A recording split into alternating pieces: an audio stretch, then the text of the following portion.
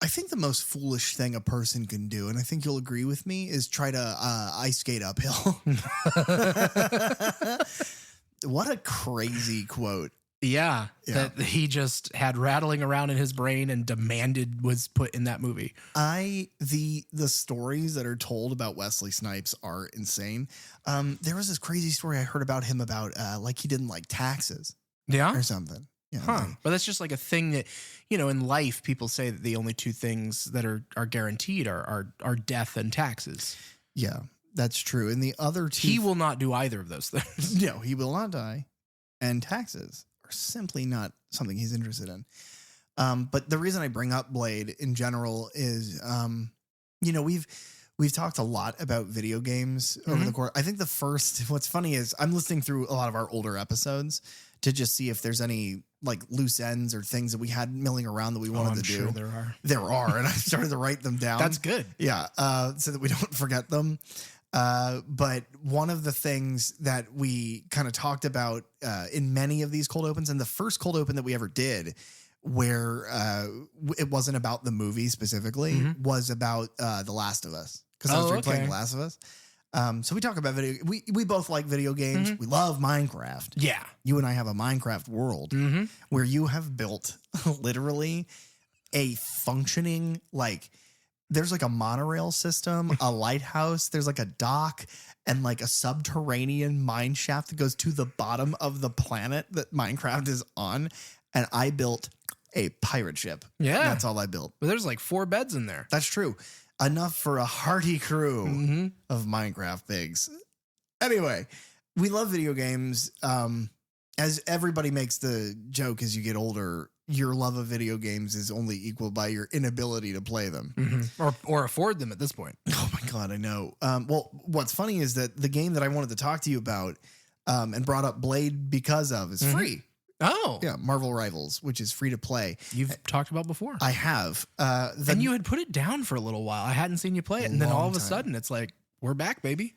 I put it down because it, like every live service game, became a grind. It's like, well, if you want this, you need to do like however many matches or whatever. And it's like, I'm just not having fun anymore. That's fair. But they did a lot of quality of life improvements, and it's a little different now. But the reason I picked the game back up, last 4 characters they introduced Emma Frost, then they introduced Ultron. And I was like, oh, I fucking love Ultron. Emma Frost is great. And what's funny is that I played both of them, and Emma Frost ended up being the good one. Ultron's like a healer, which is a strange role for him to have, but it doesn't really work. So it's not the kind of play I like. And then in this patch, like this season, Phoenix, Jean Grey, and then Blade. And Blade is fucking phenomenal. Not only is it the kind of gameplay I like, but I love the character Blade. Alistair loves the character Blade. I think Blade might be in Alistair's top 3 favorite superheroes. Yeah, I would think so. He loves Blade. Those movies are exceptional. Those movies are a testament to how funny Wesley Snipes can just be off the cuff and how much he loved that fucking character. I mean, Deadpool and Wolverine, spoiler for that movie, but Wesley Snipes' Blade is back.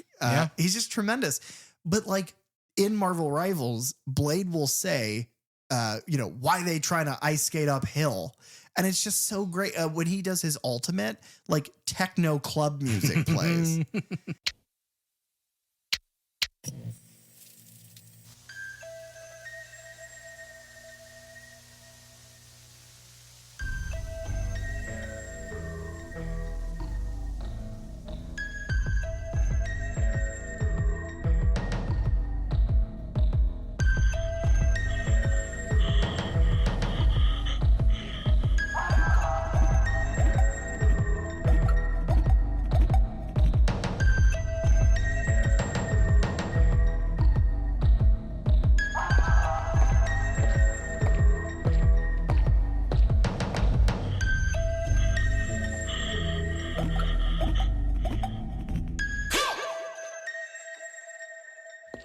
Welcome to the Third Channel Podcast, where we delve into the horror franchises you love from the perspectives of a lifelong horror fan and a newbie to the genre. I'm PJ. And I'm Derek. And today, the only thing we're here to talk about is possibly the greatest horror spectacle of all time. Truly the Avengers Endgame of horror films.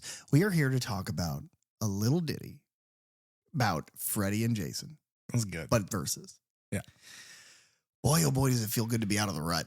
Yes. Yes. It feels so good to be out of the rut. Now, let me be clear. I personally do not believe this movie is like cinema. I don't believe, I'm Martin Scorsese. Yeah. I don't think it's wonderful. It's got plenty of flaws. Yeah. But it's a good movie. Yes. It's fun. It's adventureful. It is well shot. It is well paced. There are good characters. And ultimately, the movie from the beginning knows what its audience wants. There's a little talkiness to the movie, but they have to be. Yeah.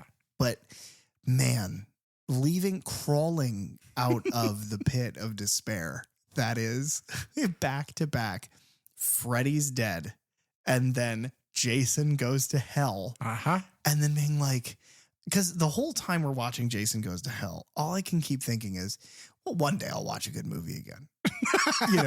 There will come a day where I will sit on this sofa and I will press play and on the, on whatever device we're using, and it'll be great. And man, it was fucking, water for the starving, because starving people eat water, I guess. I don't know. Yeah. Normally I would retake that, but I'm so ready to get into this discussion that I'm not going to. Do you have any housekeeping for our fans? I don't believe so. Okay. I have a tiny bit. Okay. It's like a broken promise. In the cold open, I mentioned going through old episodes and listening to them to see if there were things we missed. Well, I also edit our episodes and I found something that I missed, but I missed it intentionally and meant to say, I'm not doing this, and then didn't do that. 2 weeks ago, I quizzed you, or however many weeks ago. Time doesn't matter. Yeah. We're not even real, guys. We're characters that you made up. This is gaslighting you. You're crazy. We created the game of I am going to quiz you on Friday the 13th characters. Yes. And I did that. And I didn't study.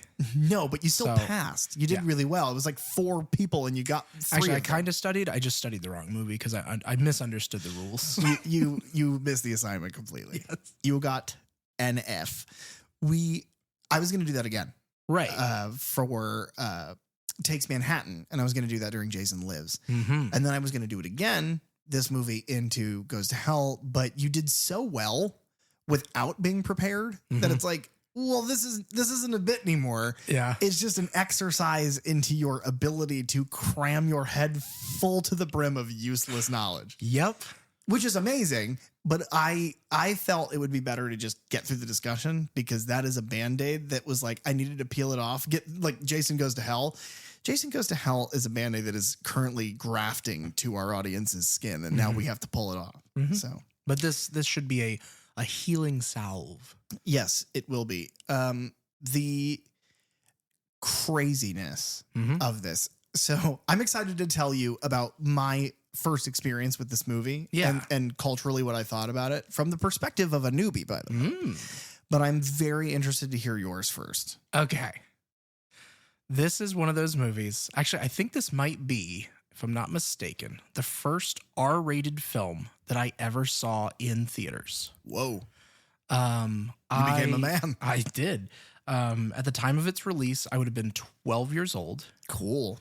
And it is one of those things where I hadn't even seen all of the Friday or Nightmare movies at this point in time. Sure. Okay. I had seen more of the Friday the 13th films than Nightmare, but I knew who Freddy was as a character. I loved him. I loved what Jason, who he was and what he did. And I remember seeing the trailer for this. There were commercial spots. It was everywhere. And I was like, I have to do everything in my power to go and see this movie. Yeah. But as we've discussed before, my mother, more so than my father, cared if I watched R-rated films, mainly due to nudity. Yeah.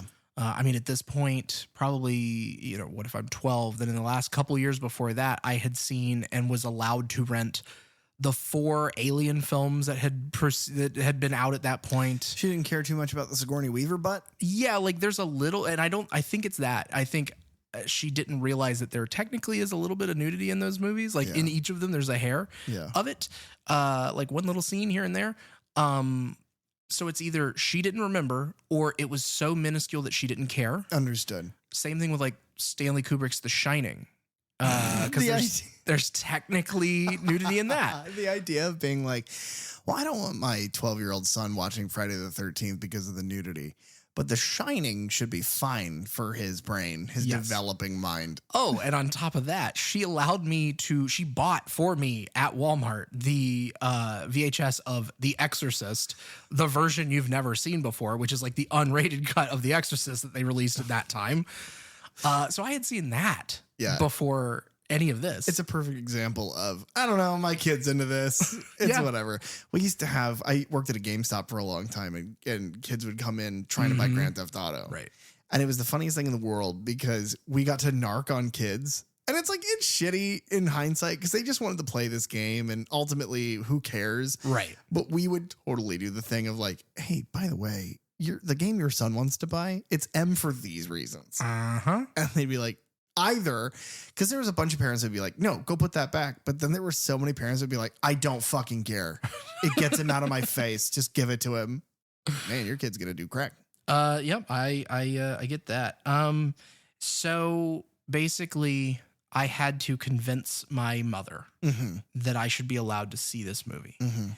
And it was like, I basically had to wait until the poster came out for it. Because I don't know if you've ever seen on movie posters like this, they have like the rating on it, rated R, obviously. But then a lot of times they will give you kind of the reason behind it. And they'll list off the things.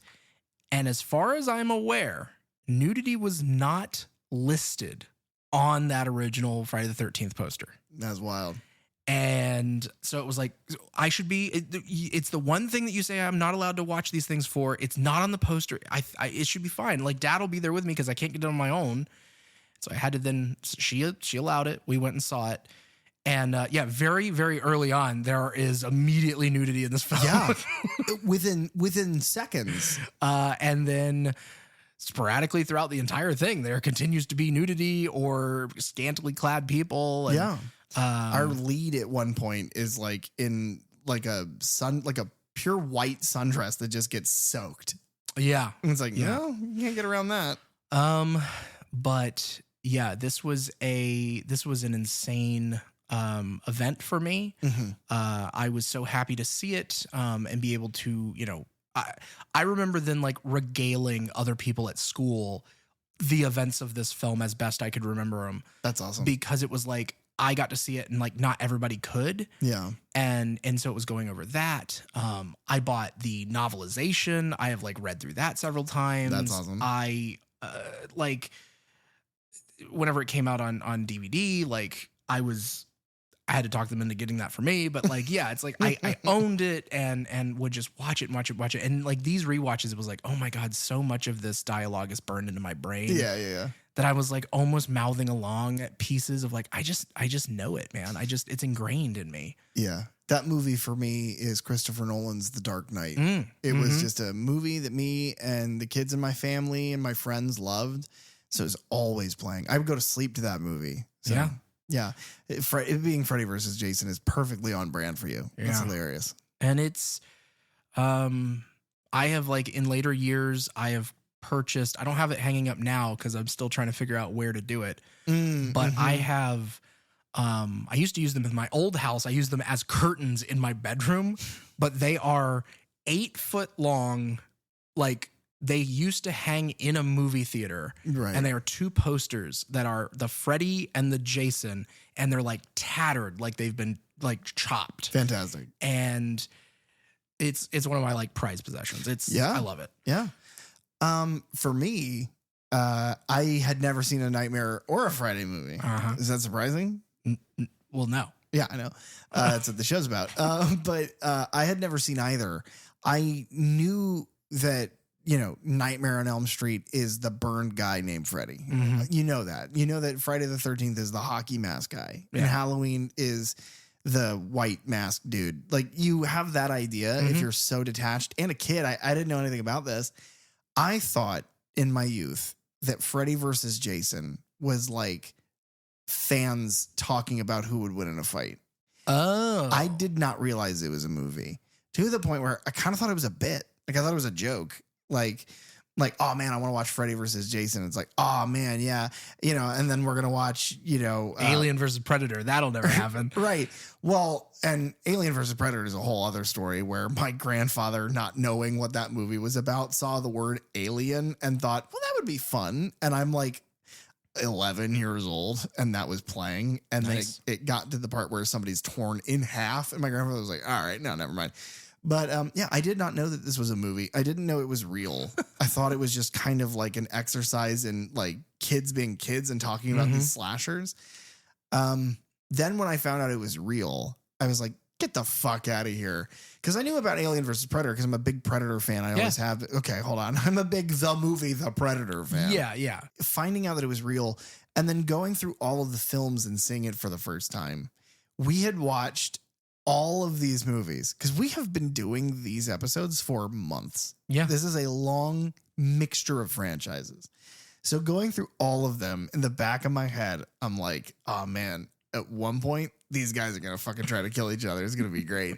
And you were like, I am not hyping this up at all. This is one of the most fun movies on the planet Earth. Yeah. And it's like, oh, okay, cool. Well, here we go. And then it ended, and it was just the most like, fuck. Yeah. I mean, they're like, the end credits have like metal songs from like the early to mid 2000s. Yeah. They're just like, hell yeah, brother. It's like, it's as close to wrestling as I'll ever get. You know what I mean? And yeah. Oh man, it was so much fun. And I think the best part about it, and we can tear this Band-Aid off. I'm using that allegory a lot tonight, but I'm covered in Band-Aids. You used to, and then you got away from it for a while. Yeah. I've noticed. Now that you bring it up again, it's like, oh, you haven't said that in a while. Okay. Let me pull this razor blade fingered glove off as quickly as I can. Be careful. It's a spoiler for the very end of this movie. And I feel like this is like the only movie we've ever talked about that I'm like, oh, well, if people want to watch it, I want to tell them how it ends. Yeah.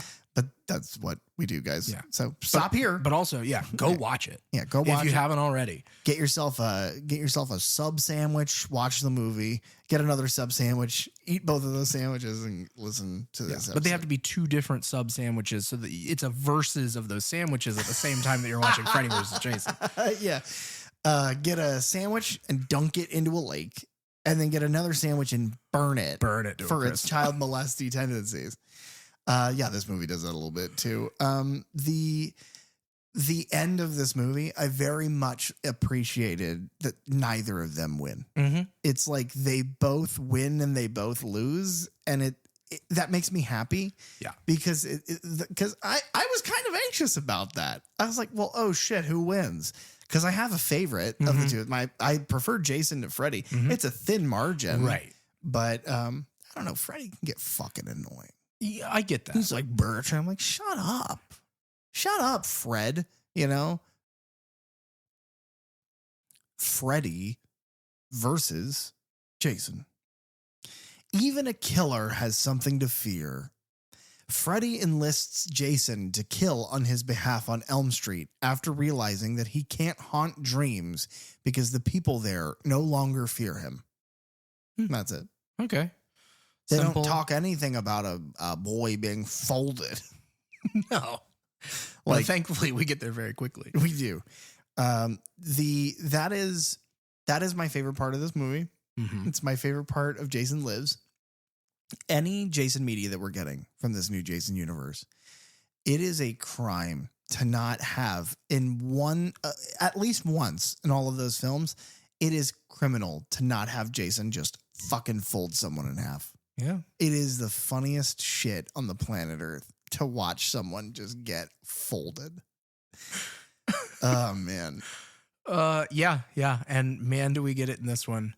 Because it is wild. And we talked a little bit about that with just the difference in a couple of years between like part 7, part 8, and Jason Goes to Hell. The difference in the MPAA of going, well, you're not allowed to do this. And then like 3 years later, it's like, No, that's fine. You can get away with that. Yeah, because we go from Jason Goes to Hell, which a lot of it is off screen, and a lot of it is like I think the most graphic kill that we visually see is Leslie Jordan's character get his head dunked into the fryer and pulled out, but it's just like some like red Phantom of the Opera makeup that they splash some water on. Yeah. But in this one, 10 years shit. later, man, yeah, the world has changed. Those towers fell.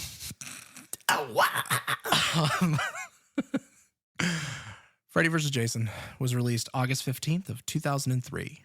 See, they would have been. Oh yeah, they're 2 years gone. Yeah. And it's directed by Ronny Yu, who we have spoken of before. It's written by Damian Shannon and Mark Swift, and produced by Sean S. Cunningham. The cinematography in this film is done by Fred Murphy, who had shot the 82 slasher film The Ghost Dance, which I've never seen. Q, The Winged Serpent, which is a monster movie, also from 82. The slasher Night Game, Stir of Echoes, which was a supernatural horror film from 99 starring Kevin Bacon. Soul Survivors from 01. The Mothman Prophecies from 2002. And Secret Window from 2004, which was a horror thriller Stephen King adaptation starring Johnny Depp. I thought it was interesting that he has worked on films with cast members of both the original Friday the 13th and the original Nightmare on Elm Street. Yeah, good point. It's edited by Mark Stevens, who was also the editor for Batman Forever. Oh. Batman and Robin. Oh. 8mm. I don't know. Flawless. Tigerland. Phone Booth. The Number 23. And Blood Creek, which were all directed by Joel Schumacher. Number 23, that's not the Jim Carrey movie. Yeah, it is. Oh, I haven't seen that. Neither have I. I know that he's sad in it. Yeah. And when comedians are sad, it's either Robin Williams and it's amazing, or it's, I imagine, just kind of depressing. Yeah. Have you ever seen Phone Booth? No. With Colin Farrell? No. Oh, I love that movie. When you're supposed to go, what? You haven't seen that? Yeah, I forgot the bit. And then he also, Mark Stevens also edited Stay Alive, which is a 2006 horror movie where there's like a cursed video game. And if you die in the game, you die in real life, which I love. He was the editor for The Final Destination, which in my opinion is the worst Final Destination film in the whole franchise. The first one. No, the fourth one, which was The Final Destination. This is the last one we're doing. And then they've now made 2 more afterwards. Is that the one that you showed me the ending of? Yes. Okay. Where the most interesting thing about the whole movie is the last like 3 minutes, because it's shot at Universal Studios. Yeah. Just like the All That intro. Yeah.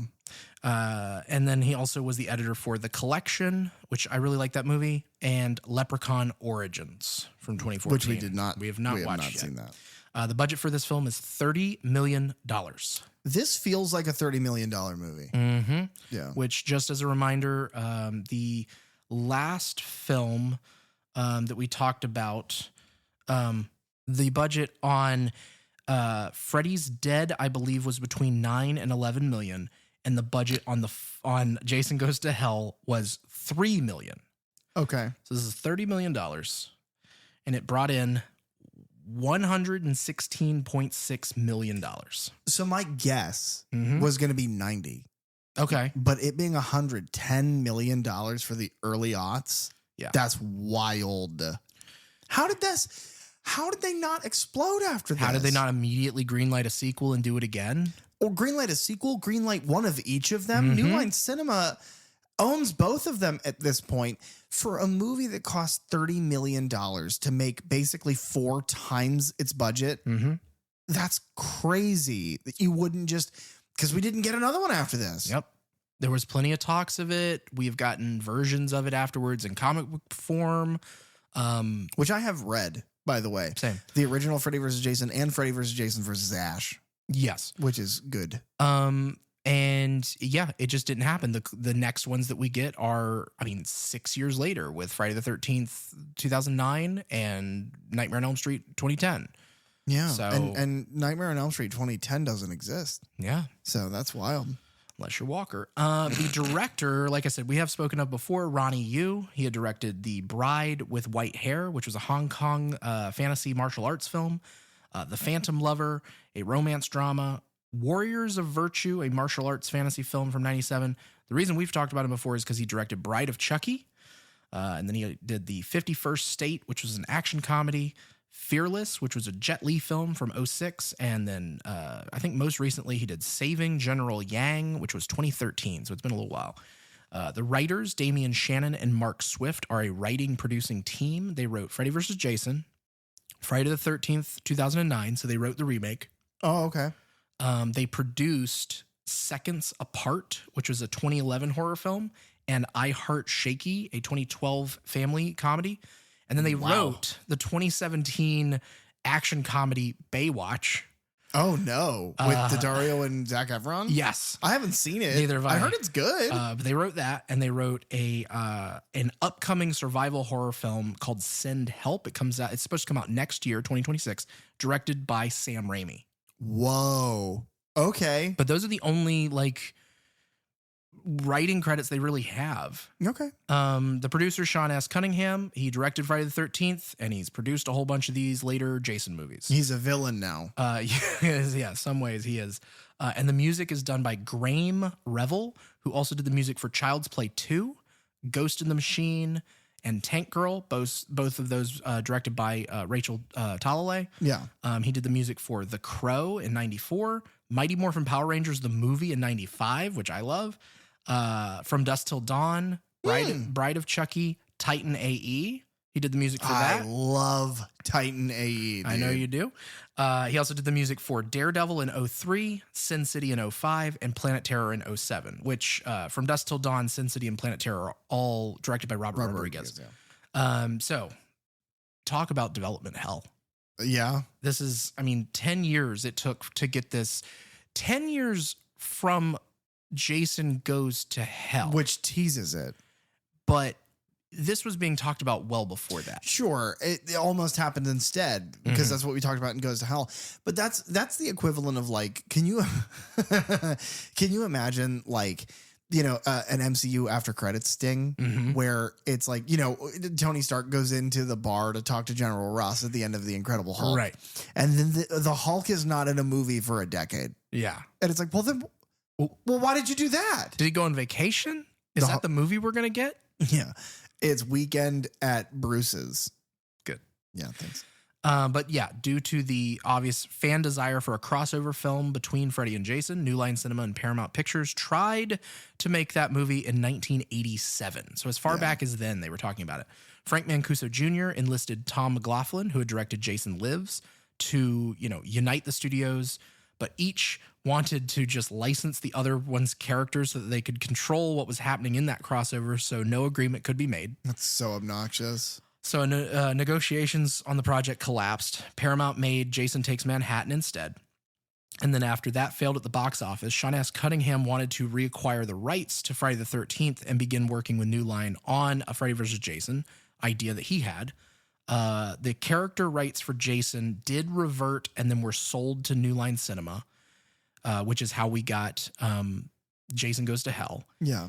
And then, so 2 years after those initial talks fell apart, director Joseph Zito, who had done the final chapter, Friday the 13th 4, he attempted to revive this project, but neither Mancuso Jr. nor Robert Shea were interested in pursuing it. So before Cunningham could begin work on it, Wes Craven returned to New Line to make New Nightmare, which then put Freddy vs. Jason on hold again, but allowed Cunningham to bring Jason back with Jason Goes to Hell. Sean S. Cunningham's then frustrations with the continued delay of the development of Freddy vs. Jason led him to create Jason X just to keep the series alive at that point. Thank God. Yes, I agree with you right now in this moment. I'm being sarcastic. But based on the Jason Takes Manhattan concept of taking Jason away from Crystal Lake and putting him somewhere else, this time they put him in space. And then lack of support left that finished film sit for 2 years. So I think Jason X was done and sat on a shelf for 2 years. It was released in 2001, 2002. That's crazy.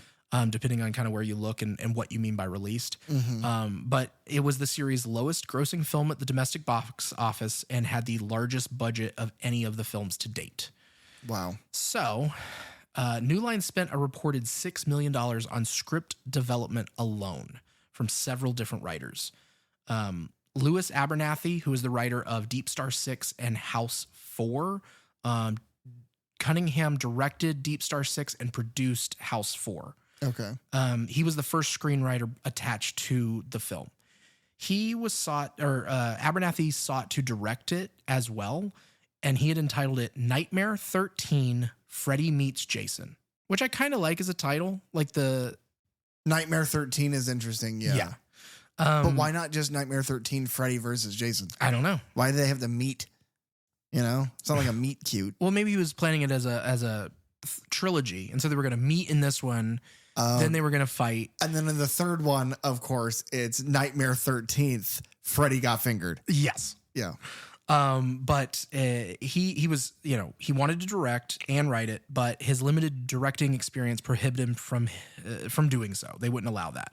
So David J. Shaw, who had, I believe he directed Leatherface, Texas Chainsaw Massacre 3. He was given an offer to write the script because he had just happened to walk by the New Line president, Michael DeLuca's office one day. Insane. Yep. He revised Abernathy's script, expanding upon the cult that worships Freddy Krueger. Because apparently in a lot of these early scripts that they wrote for this thing, it was all centered around this cult of Freddy. That's kind of fucking cool, though. Yeah. I like the story in this one. I think it's really good. Yeah. Like, I think it's good and narratively creative. And it works well with the franchise. It works well with both of them. I like the story. I don't know, though, man. A cult of Freddy's fucking cool shit. But then, like, because I agree. The only thing it kind of in the back of my brain then goes, ooh, but it could go that route, is Halloween, The Curse of Michael Myers. Yeah, but the thing is, okay, because I want to talk to you about this because I find this interesting. The Curse of Thorn bullshit. The reason that doesn't work is because you force it into the story. You force this cult of unexplained thing, and you have Paul Rudd, bless his goddamn heart, vomit exposition about this nonsense in the 6th movie of this story. Well, 5th, because 3 has nothing to do with any of it. Yeah. But by this point, you're like, wait, sorry, hold on. There's a curse. There's a thorn cult. Well, and Michael's a part of that. Yeah, somehow? yeah. You've seen The Rune. Yeah, I guess It was painted on that wall. Yeah, Dylan has a hat of it, but he got a hat about it. I gave it to him. But the difference here would be you've already established who Freddy is. You've established his personality because he has one. You've established his personality and his cruelty and his mysticism. So to have a cult then be created to follow him, you're not shoehorning that. That's human behavior. But to go, oh, yeah, Michael, I don't know, he's in a cult or something. Versus, oh, wouldn't it be interesting if humans infected by Freddy, maybe some of them like start to worship him like a god? That I think would work. And I'd be interested in that. Granted, Mustafa Akkad truly is an idiot. So that's why for all of these movies, every time you're like Frank Mancuso Jr. or Sean Cunningham or Wes Craven or all of these really big names, every time you do, I'm like, ooh, don't say it. Because I'm like, I'm terrified in all of it. Like, especially like Jason Goes to Hell or like the really stupid ones. And you're going to be like, so at this point, New Line Cinema turned to Mustafa Akkad because of his success with the Halloween story. And I'm so happy that never happened. Yeah, I haven't seen it pop up yet. In 1994, DeLuca passed on that draft and turned to Brannon Braga, who had done some writing for Star Trek The Next Generation and Star Trek Voyager, and Donald D. Moore, who also wrote for The Next Generation and Deep Space Nine. They wrote Freddy vs. Jason, but had done a more adult tone than the previous entries. That writing duo would leave the film and be replaced by Peter Briggs, who had impressed the studio with his previous crossover attempt of Alien vs. Predator. So he had written Alien vs. Predator, and that also was living in development hell because then that movie wouldn't come out until the year after this. Oh my God. In 2004. So Briggs, his draft saw numerous returning characters from several earlier films, which we kind of spitballed that at the end of, I think Freddy's Dead, maybe? Yeah. Of how we would have written that differently. Because it was the original story was going to be like the Dream Police and Kincaid and everybody, which I think would have been more interesting by a lot. Yeah.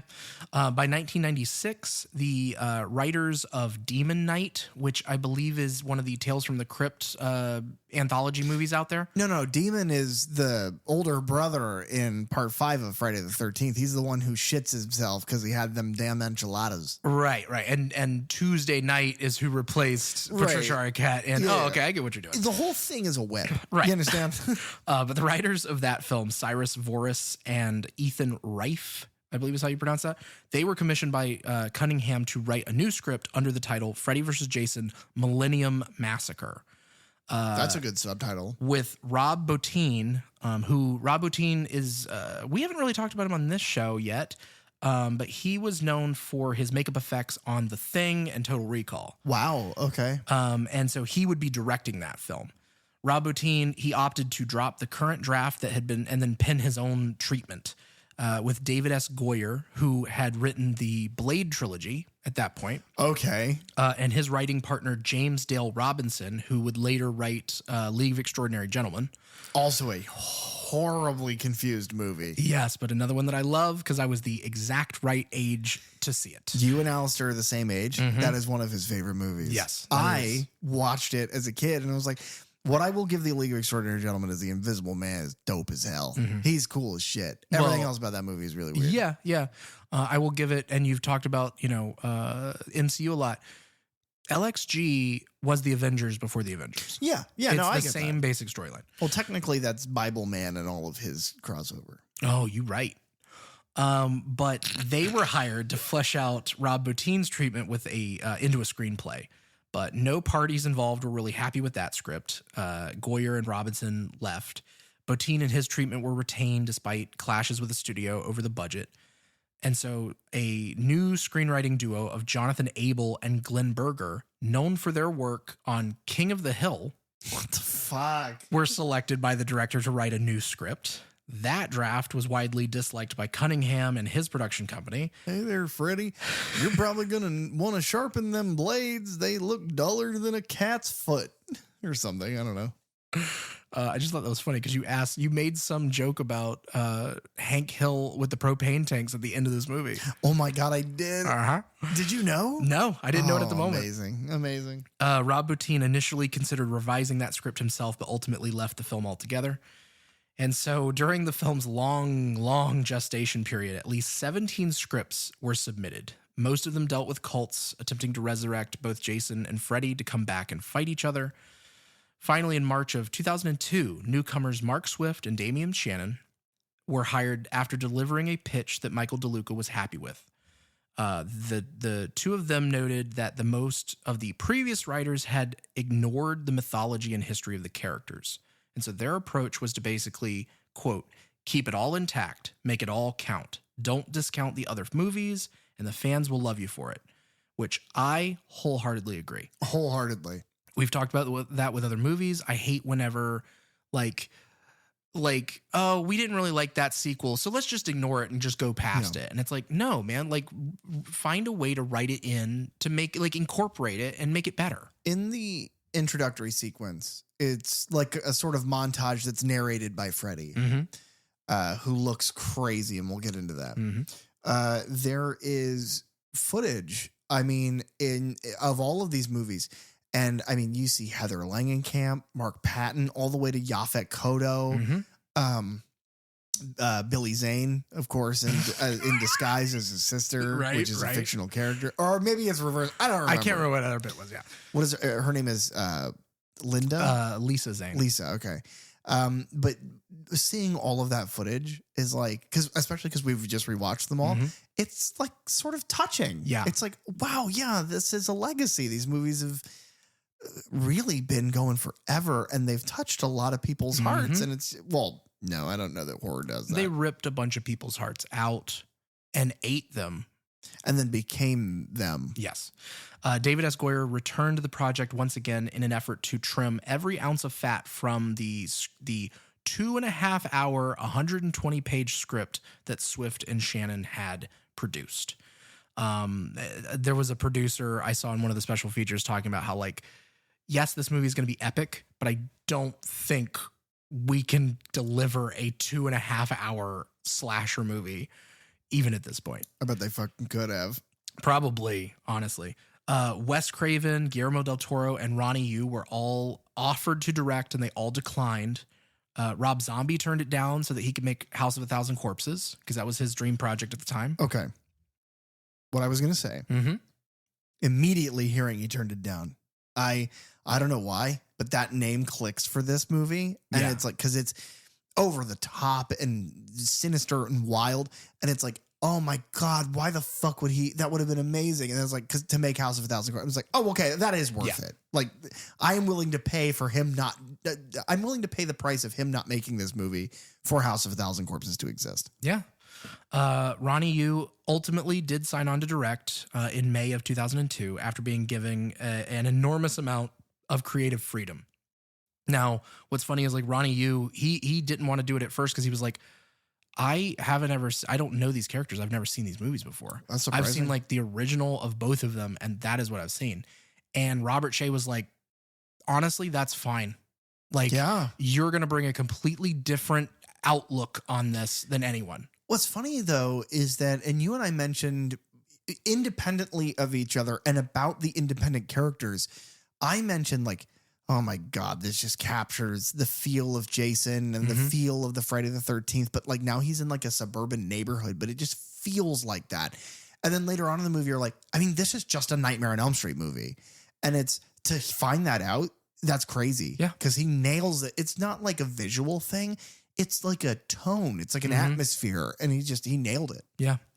Back in 1999, Robert Englund was officially signed on to the film, which would make his 8th appearance as Freddy.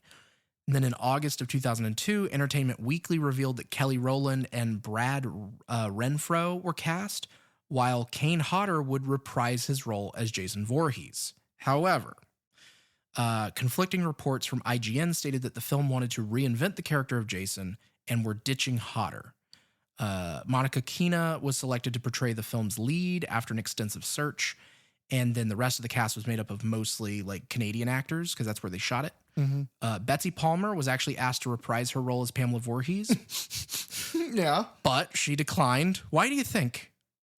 Because she already got the car and the purse. Yeah, it was salary disputes. They wouldn't pay her what she wanted. Yeah, she didn't.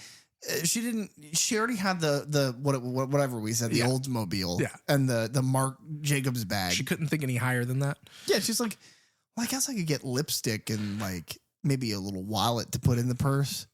I don't know. And she tallies up the number and she's like, I want $40,000. And they're like, no, it's a day. And she's like, okay, well, they gave me $10,000 last time. They're like, I don't think we did. And she's like, I'm out. That's the conversation, by the way. I read the transcript. Yeah. Either way, Paula Shaw, who was, I believe, a TV actress, assumed the role of Pamela Voorhees in this. Can I just say, she fucking crushed it. Yeah, she really did. She's like over the top. Man, is it good. Yeah. I like the little moments that you get with her. But I also like that it's not perfect. Right. Because it's Freddy being an asshole. I like that it's like not exactly right. Yep. That's a good point. And then apparently just 1 week before production began, Jason Ritter was cast in place of Brad Renfro. So that leads us to the casting of Jason Voorhees. Yeah. So New Line thought that Freddy vs. Jason needed a fresh start. And so they chose a different actor to play Jason. Sean S. Cunningham disagreed with their decision, believing that Kane Hodder, who had played Jason in the previous 4 films at this point, was the best choice. And Sean, we all agree with you. Yeah. I mean, because he is the only actor to play Jason like multiple times, and to do it 4 times in a row and like kind of reinvigorate that character as a whole is insane to just be like, somebody else. And to hear like, oh yeah, keep everything, include everything. It'll make the fans happy. And then be like, oh, and Kane get fucked. It's like, well, what? Yeah. Do you not know us at all? Like, this is so. I've got more here. I don't know where the blame really falls in all this. At the end of the day, Kane was obviously keen on reprising his role. He had been given a copy of the final script. In fact, he had met with the director and with New Line executives. But Ronny Yu and Matthew Berry, who worked at New Line, they still felt that the role should be recast to fit Yu's image of Jason. Hodder claims that he had been kept out of the loop by New Line for whatever reason of this recast, but according to Yu, he felt that Hodder was somewhat too aggressive, whereas he wanted Jason to be slower, smoother, more deliberate in how he was portrayed, which, I mean, it is a different type of Jason in this movie. So just give Kane the note. Yeah. At that point, he's been a stunt performer for 20 fucking years. Give him the note. Yeah. I don't know. They're like... And I'm sure the studio has their reasons, and I'm sure that the director and casting director have their reasons. But at the end of the day, when your production, when the note, because all we've talked about so far is this is what the people who have made the movie did, and this is how fucked the movie's history is. It's like, well, I don't trust your instincts, any of you. I don't trust any of your instincts at this point. Yeah. Ultimately, the role went to Ken Kersinger, who was a Canadian stuntman who had worked on Jason Takes Manhattan. He is the giant cook of a man in the diner. Who gets absolutely bodied into a mirror by the superior Jason Voorhees. Yes, and Ronny Yu said that Kersinger was hired because he was taller than Robert Englund, who played Freddy Krueger. And so Kersinger is 6 feet 5 inches tall compared to 6'3" of Kane Hodder. And he wanted a much taller actor than the 5'9" Robert Englund. Get the fuck out of here. Yeah. 2 inches is that. Give him a thick pair of fucking socks, you asshole. I don't know. I will always be like, this will always sour this. And I love the movie. Yes. But this is the thing that, like, if there were a time machine, I'd waste my trip to the past to go up and be like, hey, you guys really need to make this movie about a cult. You know, a cult to Kane Hodder. Yeah. And Freddy's like, who the fuck is Kane Hodder? And then with no makeup or costume, Kane Hodder walks up and folds him in half. The children still feared me, and their fear gave me the power to invade their dreams. And that's when the fun really began. Until they figured out a way to forget about me, to erase me completely. Being dead wasn't a problem, but being forgotten, now that's a bitch. It's only a dream, guys! I can't come back if nobody remembers me. I can't come back if nobody's afraid.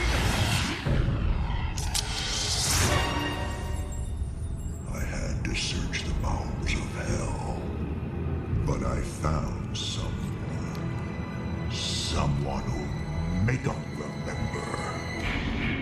He may get the blood, but I'll get the glory, and that fear is my ticket home. So number one, Freddy's a sex pest.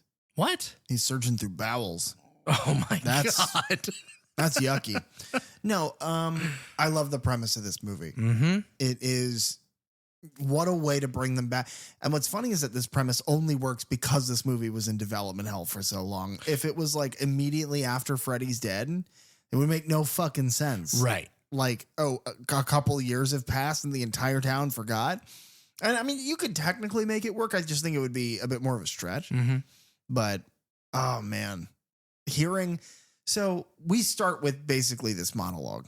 And one of the things that catches me off guard with it, Freddy looks fucking terrifying. Yes.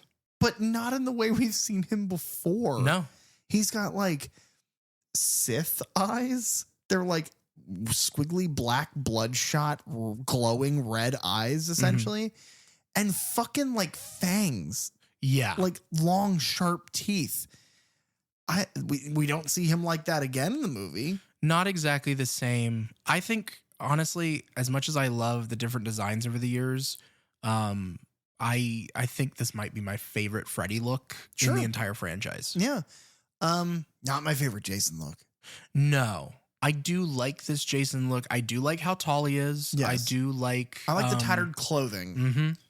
I do not like the weird, like, And I understand what they were trying to do. If you ever see like a mummy or like a preserved body, their skin is like that really super dark brown tan leather. Yeah. And like, I get that human skin eventually turns into leather, but like, I don't know. It's a little too shiny. It's like, I like the, you know, when you see him in part 7 and his head is like rotten, but it's still textured. This feels too smooth. Yeah, I get what you mean. But he looks exactly like if you took the Jason Voorhees from the final chapter and let him rot in the ground, preserved by the wetlands for fucking 20 years and then dug him up. Yeah. So he would expand about 2 inches. Yeah. And then 2 or 3. Yeah. Yes, the premise of this film, I think, to the way that they figured out to bring the two together, given the 2 previous movies, well, not even the 2 previous movies in the that have been made, because then you had Jason X and New Nightmare that exists. But Jason X, they purposefully wrote to be in the future so that it wouldn't mess up this timeline, because they were really hoping to get this made. And then New Nightmare takes place out of continuity, so it doesn't matter. Technically, and it's a bit of a stretch, but technically this movie could have happened after Jason X. And that this takes place on Super Earth. Yes. Yeah. Earth 2. Earth 2. Yeah. Oh my God. I love the montage. I love this. Because you get this, you know, you start in his like boiler room or his shack or whatever, where he's like making his glove, and you see kind of the inner workings of the room that we see kind of in Freddy's Dead in the basement. Yeah. But then mixed with the like big, I don't know what it is, the plant that he was at the end of Freddy's Revenge. Oh, yeah. Yeah. Fair enough. And then you see like really good footage of the parents burning him. That. Like you get it. So it's like they're piecing in these little things that we've talked about but not necessarily seen yet. We've talked about it and we've seen glimpses, but they show it, and they do it later on for Jason as well. This movie is where you get the footage of their backstories. It's the most comprehensive, and it's the most like fundamental to the story, because you actually see it play out from beginning to end. Yes. What I will say is that the thing that this scene does really well, Freddy Krueger is easy to just kind of roll your eyes at as a villain or an antagonist in a movie, like in the sense of a larger scope of film. It's easy to roll your eyes, and he's schlock, he's bullshit. This scene where he has a girl trapped in this room, she is fearful and crying, and then he off camera assumedly kills her, because then it is him sensually licking her photograph and putting it into a scrapbook of photos of other victims and then newspaper headlines, because he's a serial killer. And it's like, it really very quickly reestablishes like he is someone that these people should be afraid of. He's silly. He's goofy. His powers are a little strange, but he is an evil, murderous scumbag and predator. And it's like, it establishes that very quickly that there's a reason he's the antagonist of this movie. Yes. Actually, that's a good, this is a good spot to ask. Do you consider this more a Nightmare on Elm Street film or a Friday the 13th No, film? it's infinitely more a Nightmare on Elm Street movie. Okay. Like a 70-30 split, being generous to that 30%. We are in agreement there. The only representation we have of Friday the 13th at all is Jason Voorhees himself and the ending set piece being Crystal Lake. Yeah. But the way the movie functions, the way the plot is paced, the way the adults act, everything is a Nightmare on Elm Street movie, and it's a good one. It's like the little bits of dream shit that he does in this is not the director is very good. Yeah. No, I very much agree. And I think it sets the stage with this. Now, part of the other reason why we see a lot more of Freddy is that New Line Cinema is the one who produced this film. So they have all the rights to that, where they only can use like very specific things about Jason. There's a reason that we see Robert Shea in this movie and we don't see Sean Cunningham. Yeah. It's because Robert Shea is a wonderful person, and Sean Cunningham, from all accounts, is a giant piece of shit. So, you know. The other thing that this establishes that's new lore is that they called me the Springwood Slasher. Love it. Yes. Because they wouldn't call him Freddy Krueger. Right. But the idea that his serial killer name is the Springwood Slasher is just like, you know, the babysitter murders, because they don't call Michael Myers. It's like he's the babysitter killer. Yeah. And it's just finding out that, because we know them as their characters and their monikers, but finding out that like it's the, what is it? Mise en place, where it's the feel of the area. I don't know if I'm using that term right. Mise en scene. Is that it? Okay. Yeah. And I'm probably, producer Ty will correct me later. But he'll correct you in person and it'll be violent. Yeah. He hits me. I go in the attic to grab stuff. I get a quick shot right in the face. That's wrong. But he being Freddy, delivers that whole monologue. That's what our clip is. You get the end of that. And yeah, the plot of this movie is as simple as the town of Springwood has completely forgotten about Freddy Krueger. And you find out why later. But now he can't invade dreams anymore. So he's like, man, fuck that. And he searches the afterlife, and then he resurrects Jason, who then fucking walks from Crystal Lake to Ohio and begins to kill people, because he rightly assumes, well, if there are murderers in Springwood, who are they going to think it is? Gotta think it's me. Mm-hmm. Oh, man. Which is why we immediately move to his, apparently Freddy's home. They kind of correct that in this a little bit. Yeah. They don't call it that. I'm still don't understand like that, where we went for like 2 movies. Yeah. It's his house. Yeah. It's the house that Freddy built. We push into, as he finishes that monologue, we push into the eye of the hockey mask, and we go to another very cliche, like kind of the opening of Jason Goes to Hell, but of a very cliche, a girl goes out in the middle of the night. She's at Camp Crystal Lake. She's going skinny dipping. She literally goes to the dock, goes, Mark, hurry up, takes her tits out, her big fake boobies. She pulls them out. There's a period, listening to all these old episodes of ours, there's a period where we were like, I don't know if we should. And it's like, well, the people who make these movies don't care. Yeah. She pulls her large fake breasts out of her shirt and is like, I'm going without you. And then gets in the water and then is immediately like, Mark, this isn't funny. And it's like, what isn't funny? You gave him no time at all. And then she looks up and she screams. We don't know what she's screaming about. Yeah, she hears a bunch of rustling in the woods, and so she gets back out and she runs. And I love this first shot of Jason, because she's like running across in between the cabins, and it's foggy, and she stops, and you just hear like the boom, boom, boom, boom of the score kind of like tapers off for a second, and he just walks out of the fog. So the Blumhouse visual intro for a very long time, when Blumhouse had Michael, and he was in, I think he might still be in their beginning stinger. It's the house, the corner of the house with all the trees, and he's standing kind of like 3/4 out of the tree. And it's like, man, that's really good for Michael. Like, that's a good Michael visual. Yeah. It is twice as good. It is. That's what I mean when I say that he distilled Friday the 13th into a few moments, but it's like perfect. Yeah. And man, oh man, does he fucking kill her. Yes. She runs out into the woods, and there's a little bit of a fake out for a second, but then he is behind her and he stabs the largest machete ever. Yeah. Because it pierces her whole body and the tree behind her. They were like, he's used a lot of weapons before. The fans like the machete. So they're like, you know what? Fuck it. Let's basically give him a machete that's a pirate sword. It's got a handle. It's got a bell curve on it. It's like, yeah. He goes, Nyarg, and he stabs her, and he goes, SpongeBob, me boy. But then she begins like kind of morphing into other victims. Yeah. And then he starts hearing his mother's voice. And he's just, my favorite part of this performance is that you would expect there to be like well, what's happening? Nothing. No. Zero reaction. He's just looking like, I don't give a shit. I killed you. Morph all you want. Yeah. Truly. Because, I mean, what is his reason for killing? Yeah, he has none. He just wants the thing that's alive to be dead. Yeah.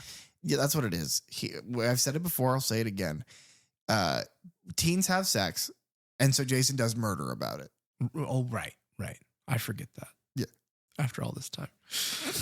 But his mother appears to him and basically is like, you can't die. You can never die. That is your special ability. It's your gift. And so you need to wake up, she doesn't even say Springwood. She says, go to Elm Street. Right. The children have been naughty there and they need to be punished. Because your mommy says so. And I think that this is the first time in 5 of the Friday the 13th movies that you remember, oh yeah, Jason's just doing this because his mother was fucking psychotic. Mm-hmm. Like, that is the reason he's so fucking twisted. Before he died and came back, before all the crazy shit in his life, it was just like, yeah, my mommy was a murderer and I watched her murder people. So from the woods when I had long, red, beautiful locks. So now I got to go murder some more. But so he's like, okay. And it's just like, he begins to walk off and her face, like her voice at first, and then her face morphs and it's Freddy manipulating him. And then you realize that this is the dream. Yeah.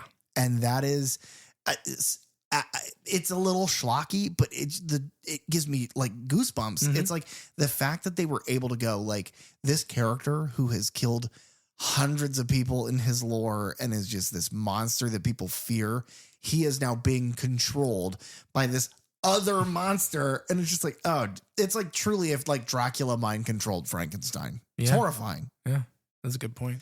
And then we have this amazing visual effect.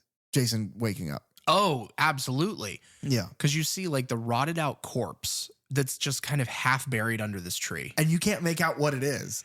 And then the heart starts beating. Yeah. And then like his innards like swell to fill the chest cavity. And then his eyes open and he just gets up and slowly walks off through the woods. By the way, his eyes are like a little crusty, a little grody. Yeah. Makes sense. Mm-hmm. Makes fucking sense. Jason lives. Not a maggot to be seen. He walks all the way to 1428 Elm Street. Oh my God.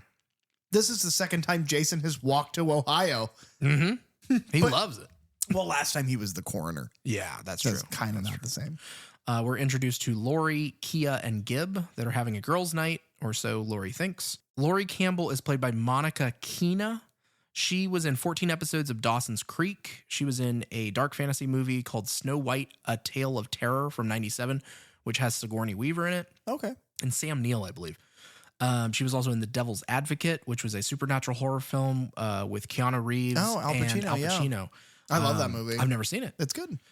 She was also in the Jack Black comedy Orange County in 2002, and she's in the Tommy Lee Jones comedy in 2005, Man of the House. Let me ask you a question. Mm-hmm. What do you think of her performance in this? I don't love it. No, I don't love it either. It ebbs and flows for me throughout the movie. It is one of two things. It is either her direction was, you are the final girl, overdo it. Mm-hmm. Do it, be the most final girl that there has ever been. Or she's just not great. Yeah. It's one of those two. And I think it's probably that she's just not great. Yeah, I want to say in some of my reading, I think she mainly did this for the paycheck. Well, and what's funny is that it seems very Dawson's Creek. It seems very teen drama, which the others typically don't. Yeah. No, but I get that. Kia Watterson is played by Kelly Rowland, who was in a movie called The Seat Filler, which was a 2004 rom-com starring Dwayne Martin, who played Joel the cameraman in Scream 2. Okay. That was a weird connection I found. She was also in Think Like a Man, which was a 2012 rom-com, Bad Hair, a 2020 body horror film, and then most famously, Kelly Rowland is a member of Destiny's Child. So, I did not know that. Yeah. That is amazing. Oh, because she sings at one point in this movie. Yeah, it's really weird. She serenades Jason. Yeah, that's odd. And then Gibbs Smith is played by Catherine Isabel, who was in Ginger Snaps 1, 2, and The Beginning, which was a werewolf trilogy that came out in the early aughts. She was in Christopher Nolan's psychological thriller Insomnia in 2002. She's in a body horror in 2012 called American Mary, which I have seen years ago and I really liked. And then she is in It's a Wonderful Knife from 2023. She's like the cool aunt in that movie. Really? Yeah. Oh, that's fun. She's been in several other like horror films. This is an actress I always love to see pop up in things. I think she's she's interesting, and she's kind of like a scream queen in a way. She never had her like the Ginger Snaps is probably her biggest roles. Sure.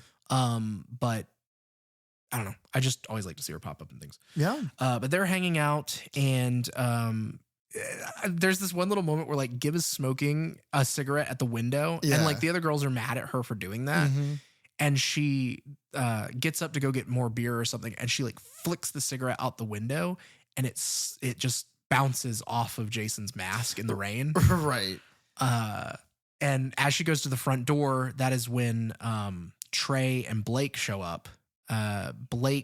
Trey is Gibbs' boyfriend. And Like, kind of. They're like Yeah. hooking up, but he's a fucking dick. he is the worst. But his performance is so fucking funny. Oh yeah, he's fully committed to, like, the actor is committed to that role. Because he's like, hey, come with me. And then he's like, I didn't fucking ask you. I told you, come with me. And Yeah. it's just like, dude, calm down. Yeah.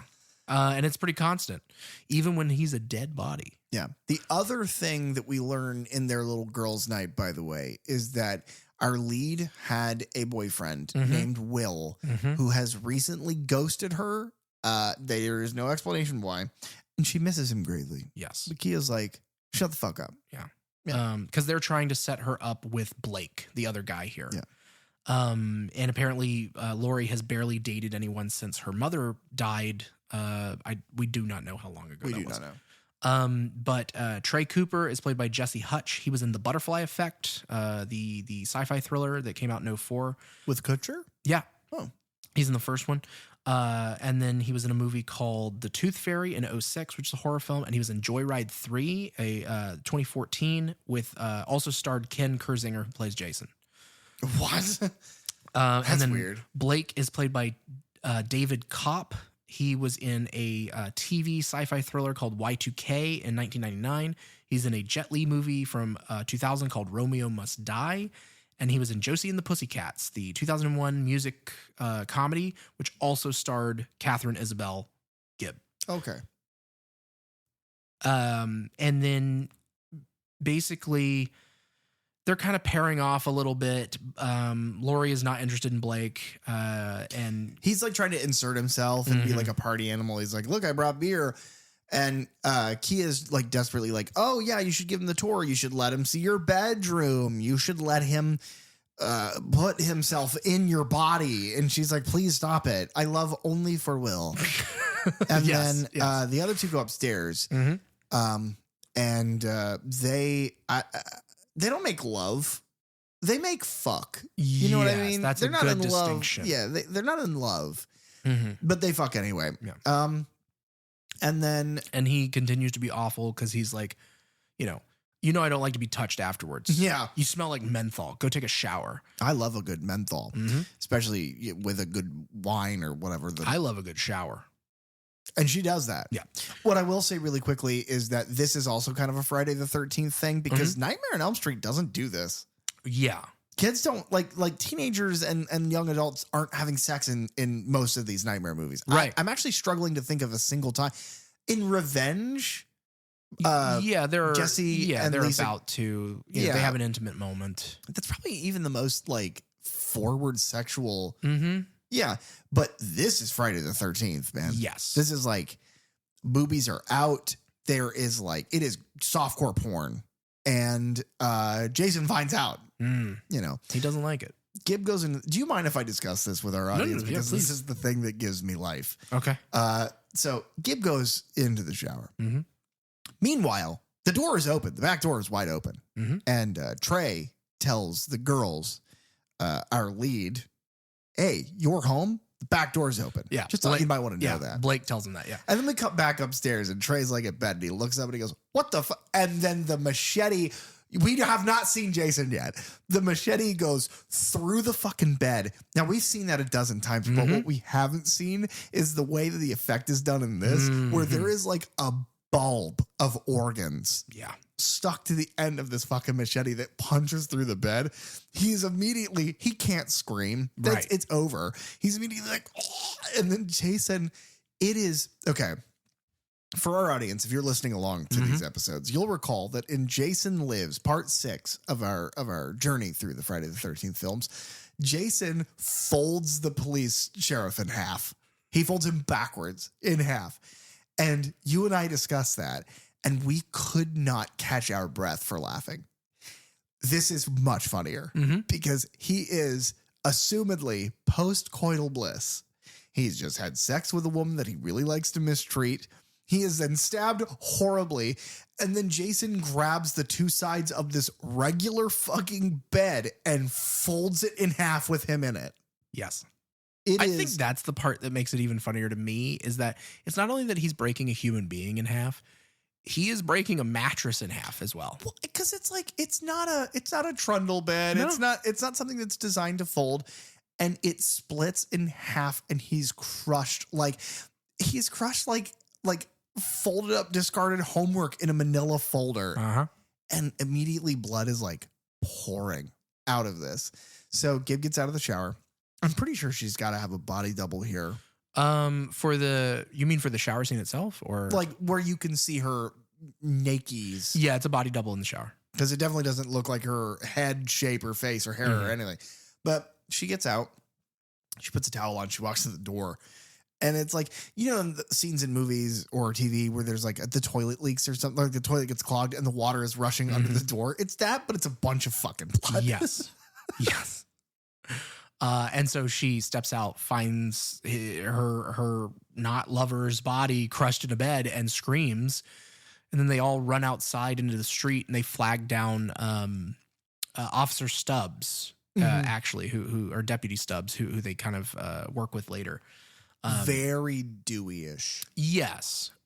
And then the cops show up, and a deputy is like talking to the sheriff, and it's just like, it's got to be Freddy. It's got to be him, 'cause, I mean, it's happening in a bed in this house. Like there's no one else it could be.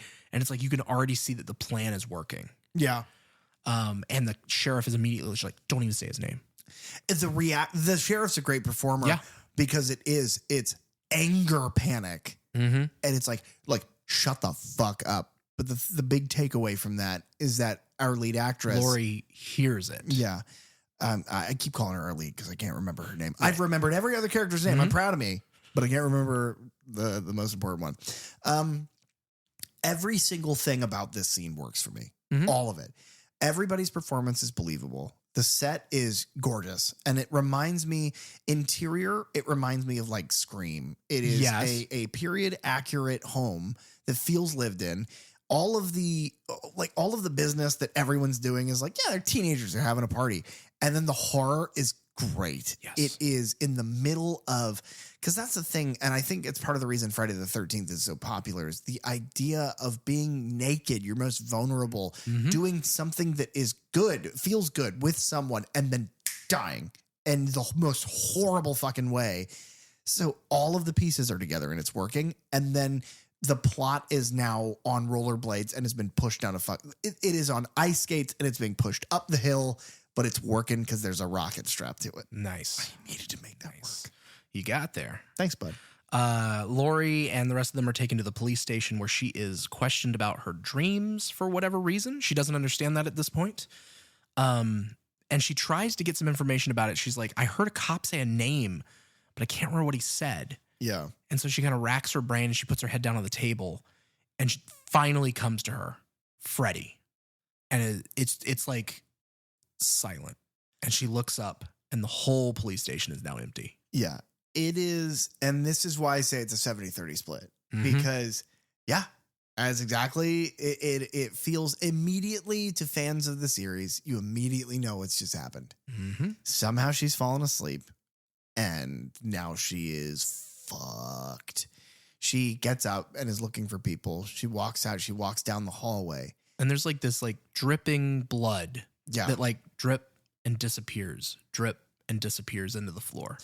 One thing I will say, and I'm going to harp on this a little bit as we go through, lot of digital effect in this. A lot of digital blood, a lot of digital, like there's a digital creature at one point. A lot of weird, like characters getting flung and it's all CGI models. Yeah, ragdoll. Yeah. It worked probably very well at the time. Unfortunately, it has not held up very well. Yeah. And minor nitpick for a movie that's generally very good. But this is one of those moments where it's like the blood dissolving. It's just uncanny valley. Mhm. You could have just shot it blood dripping and then done it in reverse. Like Yeah. the practicality of a lot of the effects that these movies are pioneered on is missing. Yeah. And what's weird is like we do have tons of practical effects. Yeah. Like the makeup effects on people, decapitations are really well done. People getting cut in half at parts of this. The bed itself, like Yeah. smashing, like all of that is practical. What's funny is I wonder if the movie would have benefited from not having production hell and being shot in the 90s. Where the digital effects weren't really an option. It would, you know what it would? It may not have made the movie any better, but it would have felt more like these franchises. Yes, this definitely places it in time of when it was made. Well, maybe.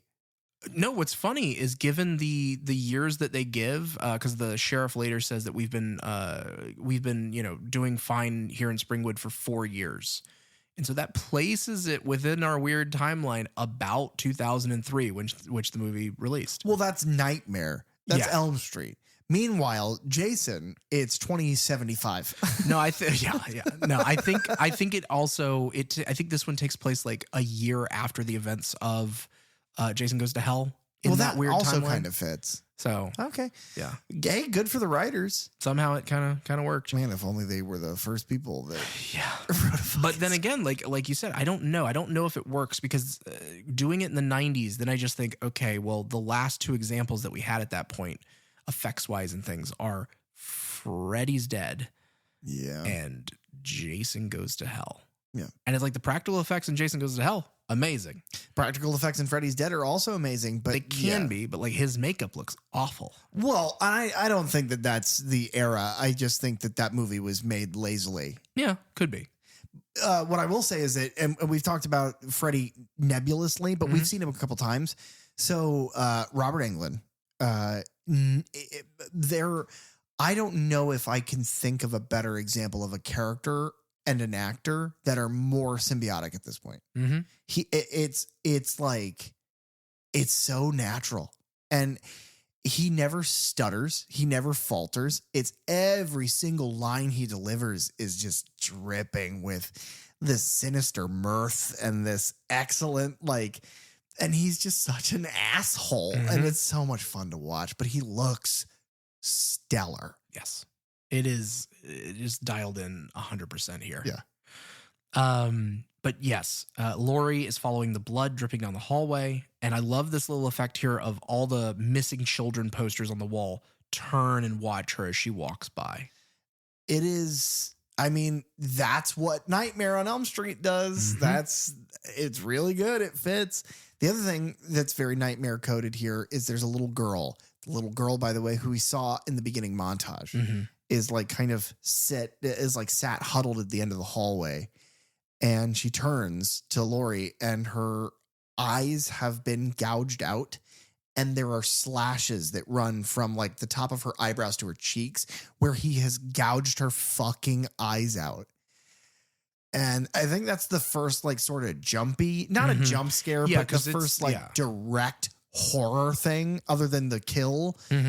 But man, it's creepy as fuck. Yeah. And that little kid's a great performer. Yes. And she gets to, in her very creepy kid way, give a little bit of, she's doing Freddy's bidding here. She's going, his name's Freddy Krueger. He loves to kill children.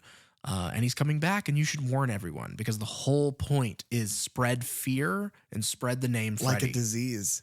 That's Yeah. not my quote. That's in this film a lot. They talk about him like a disease.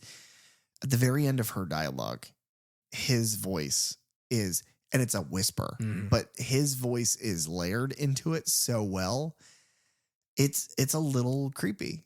And not in the way that these movies are where you can respect it being creepy, but it's not actually unnerving. It's like, no, that's unnerving. His victim being puppeted in the sort of limbo of afterlife. It's like, ugh, I don't like that. And Lori backs into the wall, which then becomes the bleeding front door of 1428 Elm. which is, I think that's like the third time in the series that's happened where that door bleeds. Yeah, Those but people, I love it. Like, I like the look of it. Yeah, they need to get their plumbing work. Yeah. If your house's blood is leaking out, you gotta call the guy. You gotta call somebody. You gotta call Blade. Lap it up. But she sees the children skipping rope, singing the rhyme. What I said to you when we watched this is it's been years, like 5 years in the story of them being perfectly peaceful. Do you think those kids, when Freddy showed up and was like, hey, by the way, I'm back. I figured it out. They remember me now, so we can get back to our old shit. They're all just sitting around smoking cigarettes, like bullshitting. And they look up and they're like, oh, look who's coming back. And Freddy's like, guys, come on. I need you. Bitches, come on. And they're just like, get the fuck out of here, Freddy. We're relaxing. And they're like, come on. They're coming back. Do the rhyme. And they're like, fine, we'll do it for one kid. But anything after that is overtime. And they're like, he's like, oh, fucking kids. That's why I killed you. And then he walks up. I'm sure that happened. No, remember that happened in the movie. Yeah, I did. I saw that. Wink. But yeah, no, Freddy pops up here and she wakes up. And we then move to Blake's house where he is drinking on his front porch and pledging revenge for Trey's death. And to no one. Yep, just to himself. I'll get him, Trey. But he hears rustling and he steps out into the street. And then he hears a noise behind him and there is a goat on his like front steps. And that is a callback to I believe her name is Tina in A Nightmare on Elm Street. In her dream and in like, I believe the hallway of the school, you see like a sheep in that movie. Yeah. So it's a little callback to that. But Freddy appears at the other end of the street and his shadow like stretches out and then rises up off the ground and slashes at Blake here. But it's like a whisper. It's like it's wispy. It doesn't make contact with him. And then he says, I must not have enough power yet. And it's like, yeah, man, we got that. Thanks. Yeah. So he's going to let Jason continue doing what he's doing. Yeah. But then when Blake wakes up, he finds his father sitting next to him. And he's like, Dad, what do you do? And he shakes him. And then his dad's head tumbles off his shoulders into Blake's lap. And he freaks out. And then Jason is standing beside him on the porch. Yeah. And he just slashes him and the blood just splatters against the window. The question that I have is, what method did Jason use to sever his head so perfectly that it wouldn't fall off? It's like the tablecloth when you yank it, but everything stays. That's how he did it. He ripped a tablecloth through his head. He's like, Jason's in there, like, fucking Blake finally turns around. He's like, da-da. But he doesn't say anything. Right. He's Art the Clown. That was good. Thanks. We move to Weston Hills. Yes. Which is where we were introduced to Will and Mark. Will Rollins is played by Jason Ritter. He was in the 2002 psychological thriller Swim Fan. He was in The Wicker Man, the 2006 remake starring Nick Cage. He's in a sci-fi movie in 2015 called Embers. And he is the son of John Ritter, who played Chief Warren Kincaid in Bride of Chucky. Oh, who gets the nails in his face. Yeah, that is so strange. Yeah. John Ritter had been in a couple Ronny Yu movies, as far as I'm aware. Oh, okay. So this was a little thing there. Mark Davis is played by Brendan Fletcher. He was apparently, I guess as a kid actor, he was in Air Bud, the 97 film. He was in The Unsaid, which was a psychological thriller directed by Tom McLaughlin in 2001. He is also in Ginger Snaps 2 and The Beginning. Okay. And then he was in, most recently, he was in Violent Night, which is the 2022 action comedy with David Harbour as Santa. Yeah. But yeah, he plays like one of the bad guys. He's on that team. Okay. The character's name is like codename Krampus, I think. Man, he's an odd looking dude. Yeah. But he is, and you pointed this out, and I agree, he is probably giving the best performance in the whole film. Oh yeah, no, he's incredible. He's the frog kid because he looks kind of froggy, but like, no, yeah, his performance is, it's like memorable. It's the thing that, it's like the standout, especially when he realizes what he's done. Oh man, that's so good. No, that, because he seems like truly like unhappy with himself of what he has just probably caused on all these people. Yeah, he's like, oh, it is like, I don't know. But Will and Mark are at the psychiatric hospital. Will is there for telling the police that Lori's dad killed her mom. And then Mark, they make some comment about, don't bring up that dream and shit anymore. So it's like Mark is in here because of some interaction with Freddy. Yeah. That we're not really given at this point. They're all given Hypnosil. Right. Daily. Which is our reintroduction of Hypnosil. Which is a good one. Mm-hmm. And it plays a huge part in this story, which is interesting. But yeah, they're given Hypnosil, and then they see a news report on the KRGR News Network. Kruger? Yeah. That kind of sounds like Kruger. Which I believe is the radio station that Glenn is listening to right before he dies. Fantastic. In Nightmare 1. Yeah. But news report about what just happened in Springwood, the murders there. And so Will and Mark break out to go see Lori. Yeah. Mark gets himself like in solitary to grab the badge from the dick doctor. Yeah. Which is like one of the security doctor strange. guys. But the main thing that this scene does is, other than introduce us to them, is sets up Hypnosil and also the pink tranquilizer that he uses on him. Yeah. Because that does come back. Yeah. Which is funny because apparently that's medically like kind of accurate. Oh, is yeah? like really powerful anesthetics are like colored.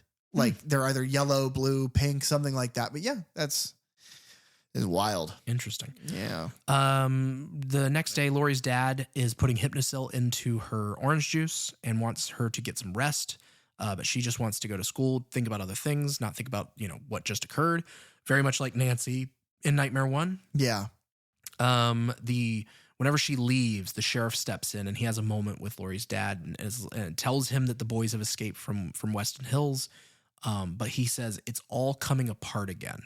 Yeah. And it's like, oh, so this is a known thing that the adults in this town have done. I'll tell you what, though. The adults in Springwood have a very bad track record of making the right choices. And I think this one's a pretty good choice. Yeah. Yeah. Hey, man, we got to throw a couple kids in a loony bin, but all of our other kids won't get murdered by a psychopath. Yeah. When Lori goes to school, she tells Kia and Gib about her dream about Freddy, and like everyone in the hallway stops to listen, which is just egging on Freddy's plan. Now, who's in the hallway? Oh, well, there's Lori, there's Kia, there's Gib. Right. There's a couple other characters that are introduced here that we'll talk about later. Will shows up. Mark's with him. Oh, and then Evangeline Lilly is there. Oh my God, it's so crazy. She has it's not even a cameo. It's a cameo now because she's somebody we know. She's way more famous than anyone else involved in the production. But in this movie, she is just a background actress who is in like 3 shots. It's just crazy because like, what a weird world where like, why wasn't she your lead? She would have been great. Yeah. Evangeline Lilly's exceptional. She's a wonderful actress. Lost is bad. What? But No. she's a great actress. Nah, you're crazy. But yeah, Mark shows up and he finishes the Freddy rhyme, Which is scary. Yes. I love he has this line that is ridiculous, but I love it. Of like he goes, 1, 2, Freddy's coming for you. Do you know why they say that? Because that's when he comes for you. Yeah. In your dreams. And it's like just the delivery of that is wild to me, but I love it. Yeah. But he explains, gives some info on Freddy. Will in shows that way, up. by the way. Do you know why they call him Freddy Krueger? Because that's his first and last name. And you know why they call it your dreams? Because it's what your brain does when you're asleep. And it's like, Mark, what is happening? And he's like, that's why I was in the loony bin. And he stabs Will and he runs away. Oh my God. Robert Shea has a quick cameo here Yes, as the he does. principal as Will and Mark run away from him. Yeah, he owns the school. But yes, because when Will shows up, Lori sees him and then faints. Yeah. And the guys run away. And he's like, he's okay looking, but I don't know that I'd faint. Yeah. Yeah. Also, like, No, he's not my favorite performance in this movie either. It is like their leads are the weak ones. Mhm. All the extra characters are great. Yeah, they have character, they have personality. Well, they have chemistry with each other. They feel like a group of friends. It feels like a group of friends that is like, oh God, she's back. And then they pretend to be nice to her because she's so stilted and and he is stiff as a board. Yes. Yeah. I don't like these guys. I wish the leads were Mark and Kia. Do we meet Linderman here? We do. He gets a brief introduction here. We'll talk about him more at the rave. Yeah. Linderman's the nerd. Yes. He's one of my favorites, but we'll go into him later. Lori is taken to the nurse's office where she's napping, and Kia is then she's made this comment about having a nose job, wanting a nose job earlier in the movie. Right. But she's looking through like a plastic surgery magazine. And it gets increasingly. It's like there's like breasts on one page, and she's kind of taken aback by that, and she flips the next page, and it's like open bodies and like wounds from surgery, and she's like, what the fuck is this? And then she turns one more page, and it's just motherfucking Freddy. And you're like, what's up? And he reaches out of the magazine and cuts her nose off with his glove. Yeah. Now, from a effects perspective, this, both him in the magazine and him cutting her nose off, look god awful. Yeah. It is like the tracking of him in the it's like he's moving weirdly. Like he's growing and shrinking because it's not tracked right. That's my assumption. Yeah. I don't know enough about visual effects, but like when he moves forward, he grows bigger and it just looks weird. And then her nose flying off is like, it looks like fucking, what's that movie with Adam Driver that we always laugh about? John Voight shoots him with a cross, or shoots Aubrey Plaza with a crossbow. Megalopolis. Yeah, it looks a little Megalopolis-y, which is to say bad. But yeah, Kia wakes up, throws the magazine, and that's all we get from that scene. Will and Mark have gone to the library to do research. They're in they're looking through old magazines. Yeah, they're in a basement library that has it's like a public library machine where you can read old newspapers. Yeah. But they're in the school. I assume so. Why does they're the school have that? I have no idea. Records. Yeah. I mean, you would have that at a college, but not at a high school. What it is that Springwood is woefully uneducated. It's a terribly uneducated town. I mean, it's in Ohio. Yeah, that makes sense. Skibbity, Ohio. But they can't find any information on Freddy or the murders. Mark brings up his brother's suicide is nowhere to be seen. Is not in public record. And he's like, right. Why would that not be there? And this is when they start to speculate. Yes. And so their thought process being that, everything with Freddy is being covered up. That's why they were sent away. That's why they were never allowed to contact anyone. That's why no one ever contacted them. Yeah. That's kind of confirmed later on. And we probably won't talk about it in that scene, so I'll just mention it now. Later on in the film, Will and Lori have kind of confronted his father, or her father, excuse me. And he's like, well, you didn't get my letters? And she's like, no. And he's like, well, I guess I never sent them. And they kept them, Mark's term is quarantine. Yeah. That they were the ones infected by Freddy. So they kept them away and didn't let them dream. They didn't tell any of the kids in Springwood any information about it so that he would go away. And it worked. Yeah. And then Mark cracked it wide open like an egg. Yes. An egg filled with Ebola. Yeah. And so they have this moment where, the realization that Freddy needs fear to be spread. And I am now responsible for that. And maybe we shouldn't have come back here. So Will leaves to go see Lori, and they end up at a rave in the middle of a cornfield. Which is so early 2000s. Oh, yeah. It's wild. Linderman is, he shows back up here. He was introduced at the school, but we get him here. Charlie Linderman is played by Chris Marquette. I really like this actor every time I see him in anything. Right after this, in 2004, he was in The Girl Next Door, which is the sex comedy I've mentioned a couple times because I love that movie. I think it's hilarious. He was in the supernatural horror film The Invisible in 2007. He is in Fanboys, which is a comedy film about Star Wars Episode 1 that came out in 2009. Okay. He is in The Right, which is a 2011 supernatural horror film. It's a Exorcist movie with Anthony Hopkins in it. Oh, okay. But he is the stereotypical nerd of the early 2000s. He's got asthma. He rides like a little motor, like a little Vespa. He is interested in Lori, and she does not give him the time of day. No. And Kia, in this moment, stops him from talking to her, insults him like she always does. And he takes this moment to just tear her down. And it's like, normally we wouldn't spend any time on this, but it's just so fucking good. He's like, it's a well put together burn, but it's filled with like fucks. And I think doesn't he call her a cunt at one point, or like adjacent to that? Yeah. But yeah, he tears her down in public, and her response is like, why don't you come with me over here and let's dance? Because the rest of the movie, she kind of has like a sweet spot for him in a way. Yeah, and he stays alive, and so does she, and they love each other forever. They're not both in some way horribly, brutally murdered. You guys should see Derek's face right now. He looks so sad. They both die up against trees. Amen. Not the same tree, though. Linderman's death is surprisingly sad. Yes, it is. But then certain things happen at the rave. The first thing that happens at the rave is there's a bunch of dancing. Everybody's dancing.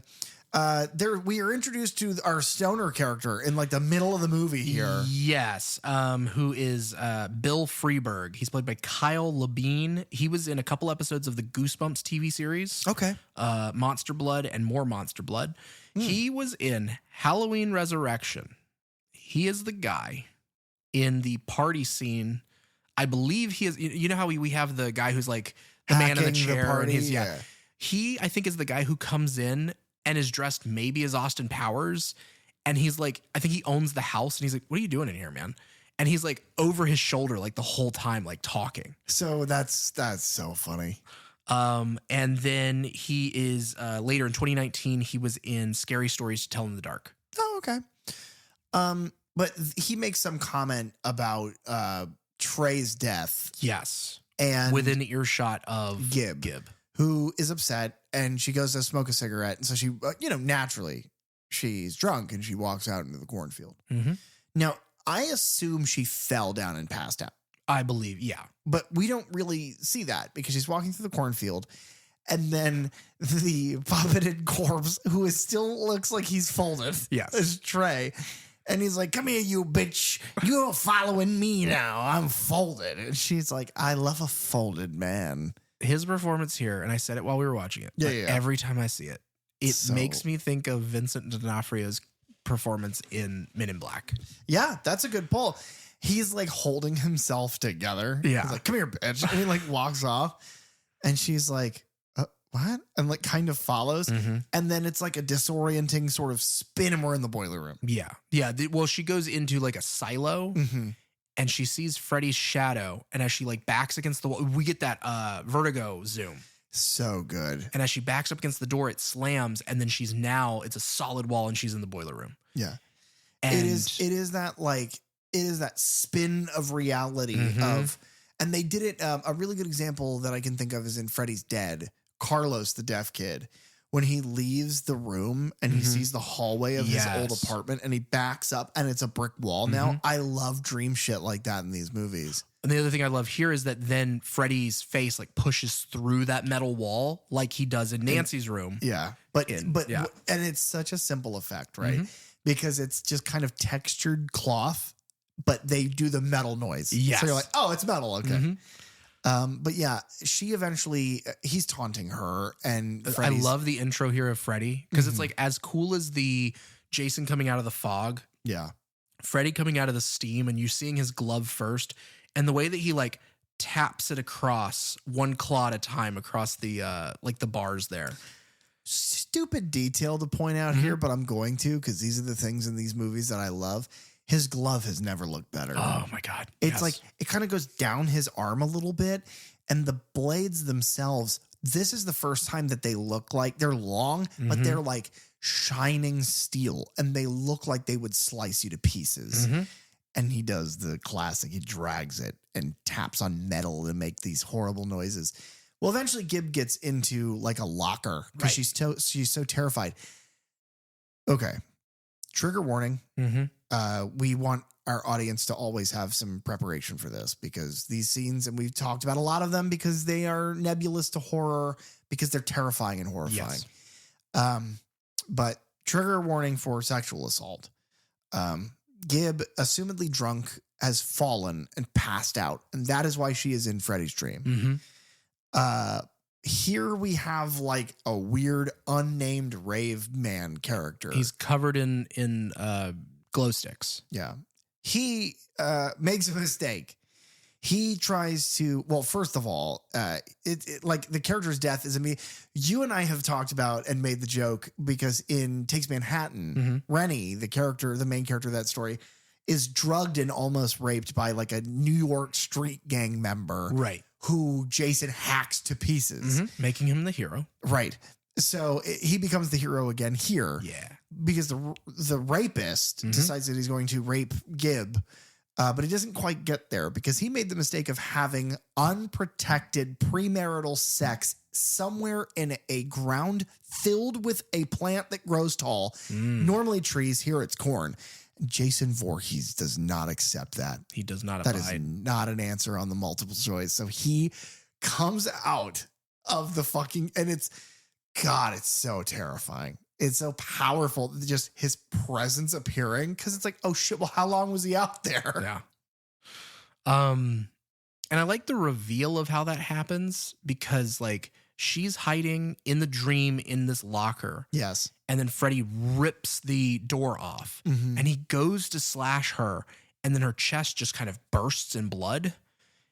She turns blue. Like she rots in the locker and turns into a fades away. And he realizes he loses his fucking mind. And so then we reveal that Jason has stabbed through both the raver guy and her underneath him with this giant pole that he stole off of like a piece of equipment out there. It looks like the silo. Like he grabbed a hunk of like either a structural beam or something, and it's like a metal pipe that he just ripped off to use. But he has now stabbed through both of them, which is kind of a reference to the kill in part 2. Yes, it is. Well, and they use it a handful of times. But what I find interesting here is that this establishes, if in Freddy's world, if you die in your dream, you die in real life. But if you die in real life, you leave the dream. Yes. You just like phase out. And Freddy's like screaming like, she was mine. And he's like losing his fucking shit. And it was like, well, that's not good for Jason. But he is the hero here. No, he is. That's he stopped a rapist. He would not let that happen to her. No. So he stopped it. The only way he knew how. Jason then happens upon 2 other drunk party guys. Yes. And one of them's like, this is a rave, man. It's not Halloween. And he grabs the other one who's like poking him in the chest and just snaps his head around. Yeah. Like he did, and this several times. This is another example of a digital effect that like cheapens the moment. Yeah. It's really cheap to just make a fake head and spin it around. They did it in like the early 80s in part 4. And they did it really well. Yeah. So like you can do it. Yeah, you have to question what is more expensive, like money physically and then time. Yeah, that's fair. And it doesn't look terrible, but you immediately pick it out of like it's uncanny. Yeah. It's uncanny, and also it's like, well, this franchise is known for doing things like this in a way that are visually spectacular. This is a series that was built brick by brick by Tom Savini. So it's like, it's not my favorite thing. Yeah. It's fine. This is a no-name character. This is a kill that happens in seconds and it's not important. But like, I just wish it were practical. No, I get that. Which then they kind of rectify that with the other guy throws Everclear on Jason and lights him with a tiki torch.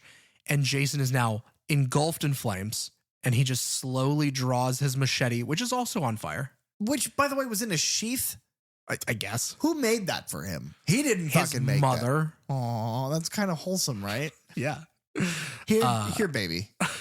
You keep dragging this thing. It's getting dirty. I keep having to polish it. Here, your little thing, put it on your belt. And he goes.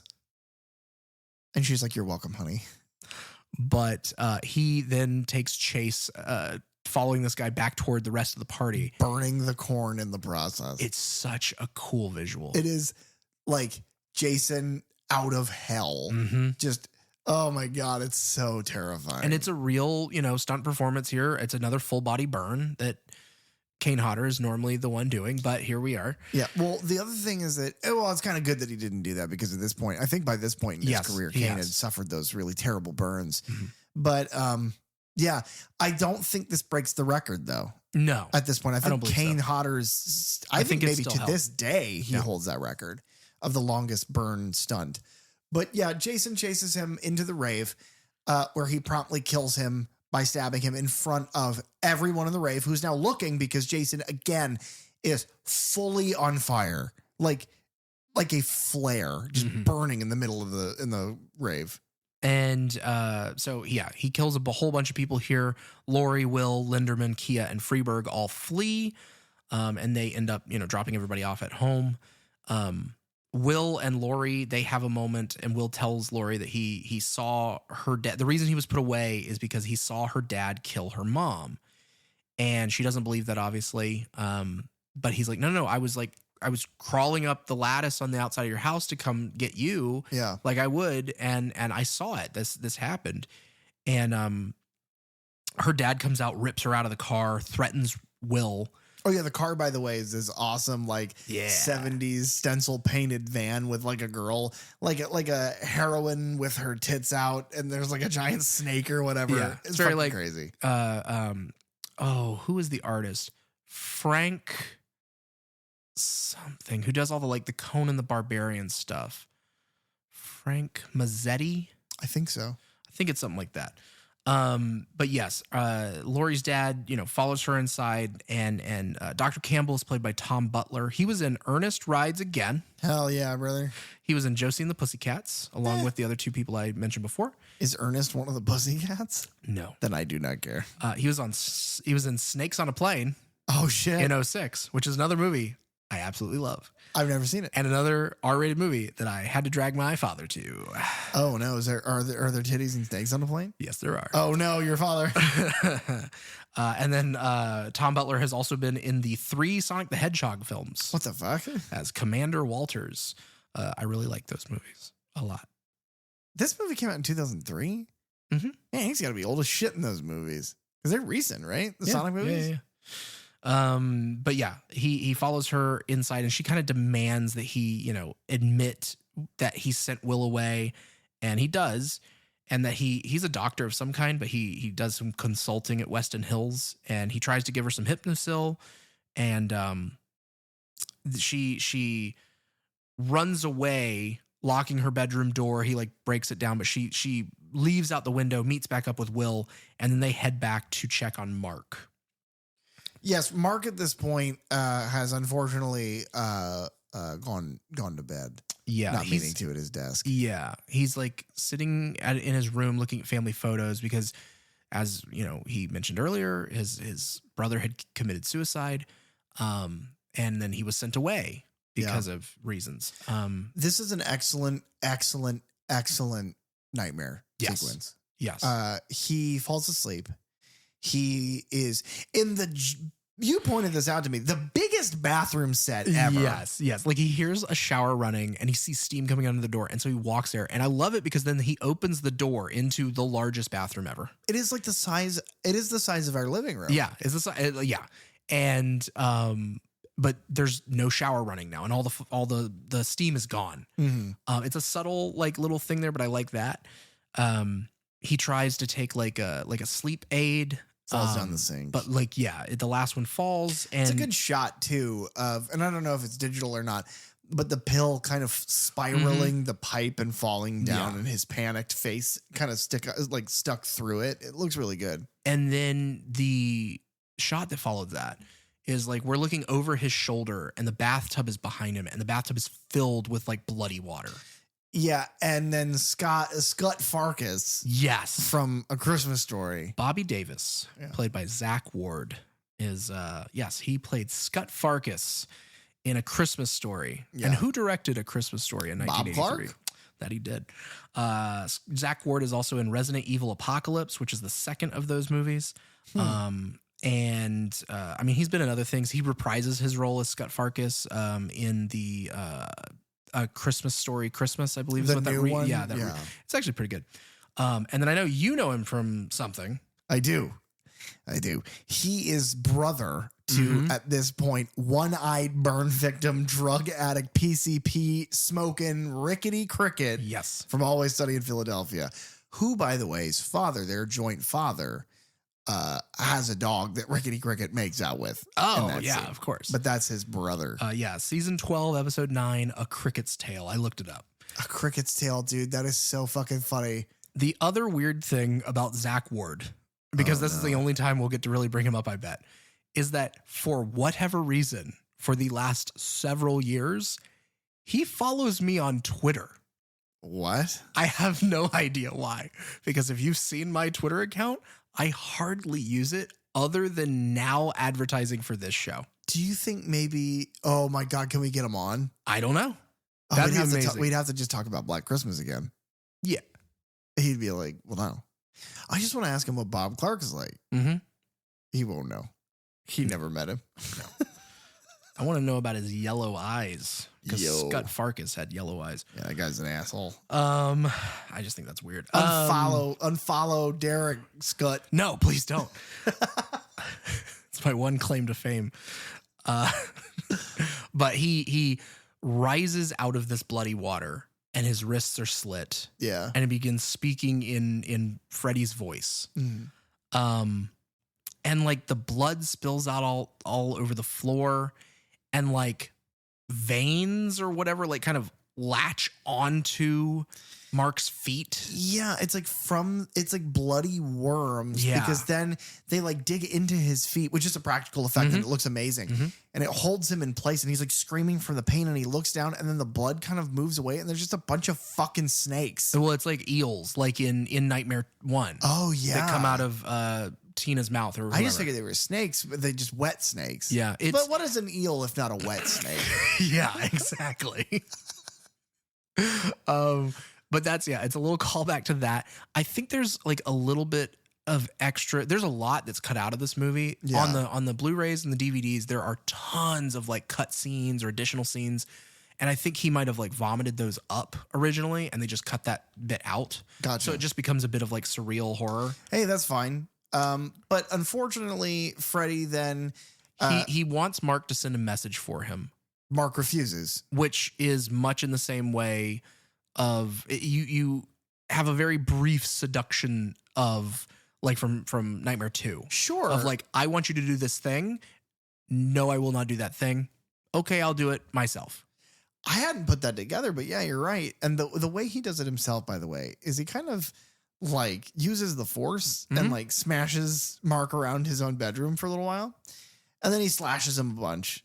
And by this point, our other characters have arrived. Yeah, Laurie and Will have shown up. And they are watching this happen, but in the way that it happens in the dream where he's just kind of being thrashed around and cuts are appearing on him. He gets slammed into the window and his sleeping body is like eyes wide open staring at them. And he mouths, "Help me," and is like pulled back, slammed against the wall. And he's set on fire. And the back of his shirt is burnt away and slashed open, and it just reads Freddy's back, which two things. Number one, that's terrifying. Can you imagine? Right. Just the burn making letters of this person who you, at this point, it's kind of still like, well, maybe not. Maybe we're all just crazy. And then it's the confirmation in the most reality bending way possible, but also writing Freddy's back on someone's back is just fucking funny as hell. Yeah. The only way it would have been funnier is if they wanted to do a callback to Dream Master when Kincaid is about to be killed at the beginning and he screams, "Freddy's back, Freddy's back, Freddy's back." And so if it was printed multiple times on his back, but it got smaller and smaller like an echo. Like a Star Wars crawl. Yes. But to suggest an echo. I agree. This is the reason why I think if we had a time machine, we could have gone back and made this movie a lot faster, a lot cheaper, and a lot better. Here's hoping we figure out that technology. Well, we haven't, because then that's what we'd be talking about. Oh, you're right. Oh my God. Yeah, there's no chance that we can do that because of us discussing what the movie actually is right now. I'm depressed again. Yeah, well, see you later.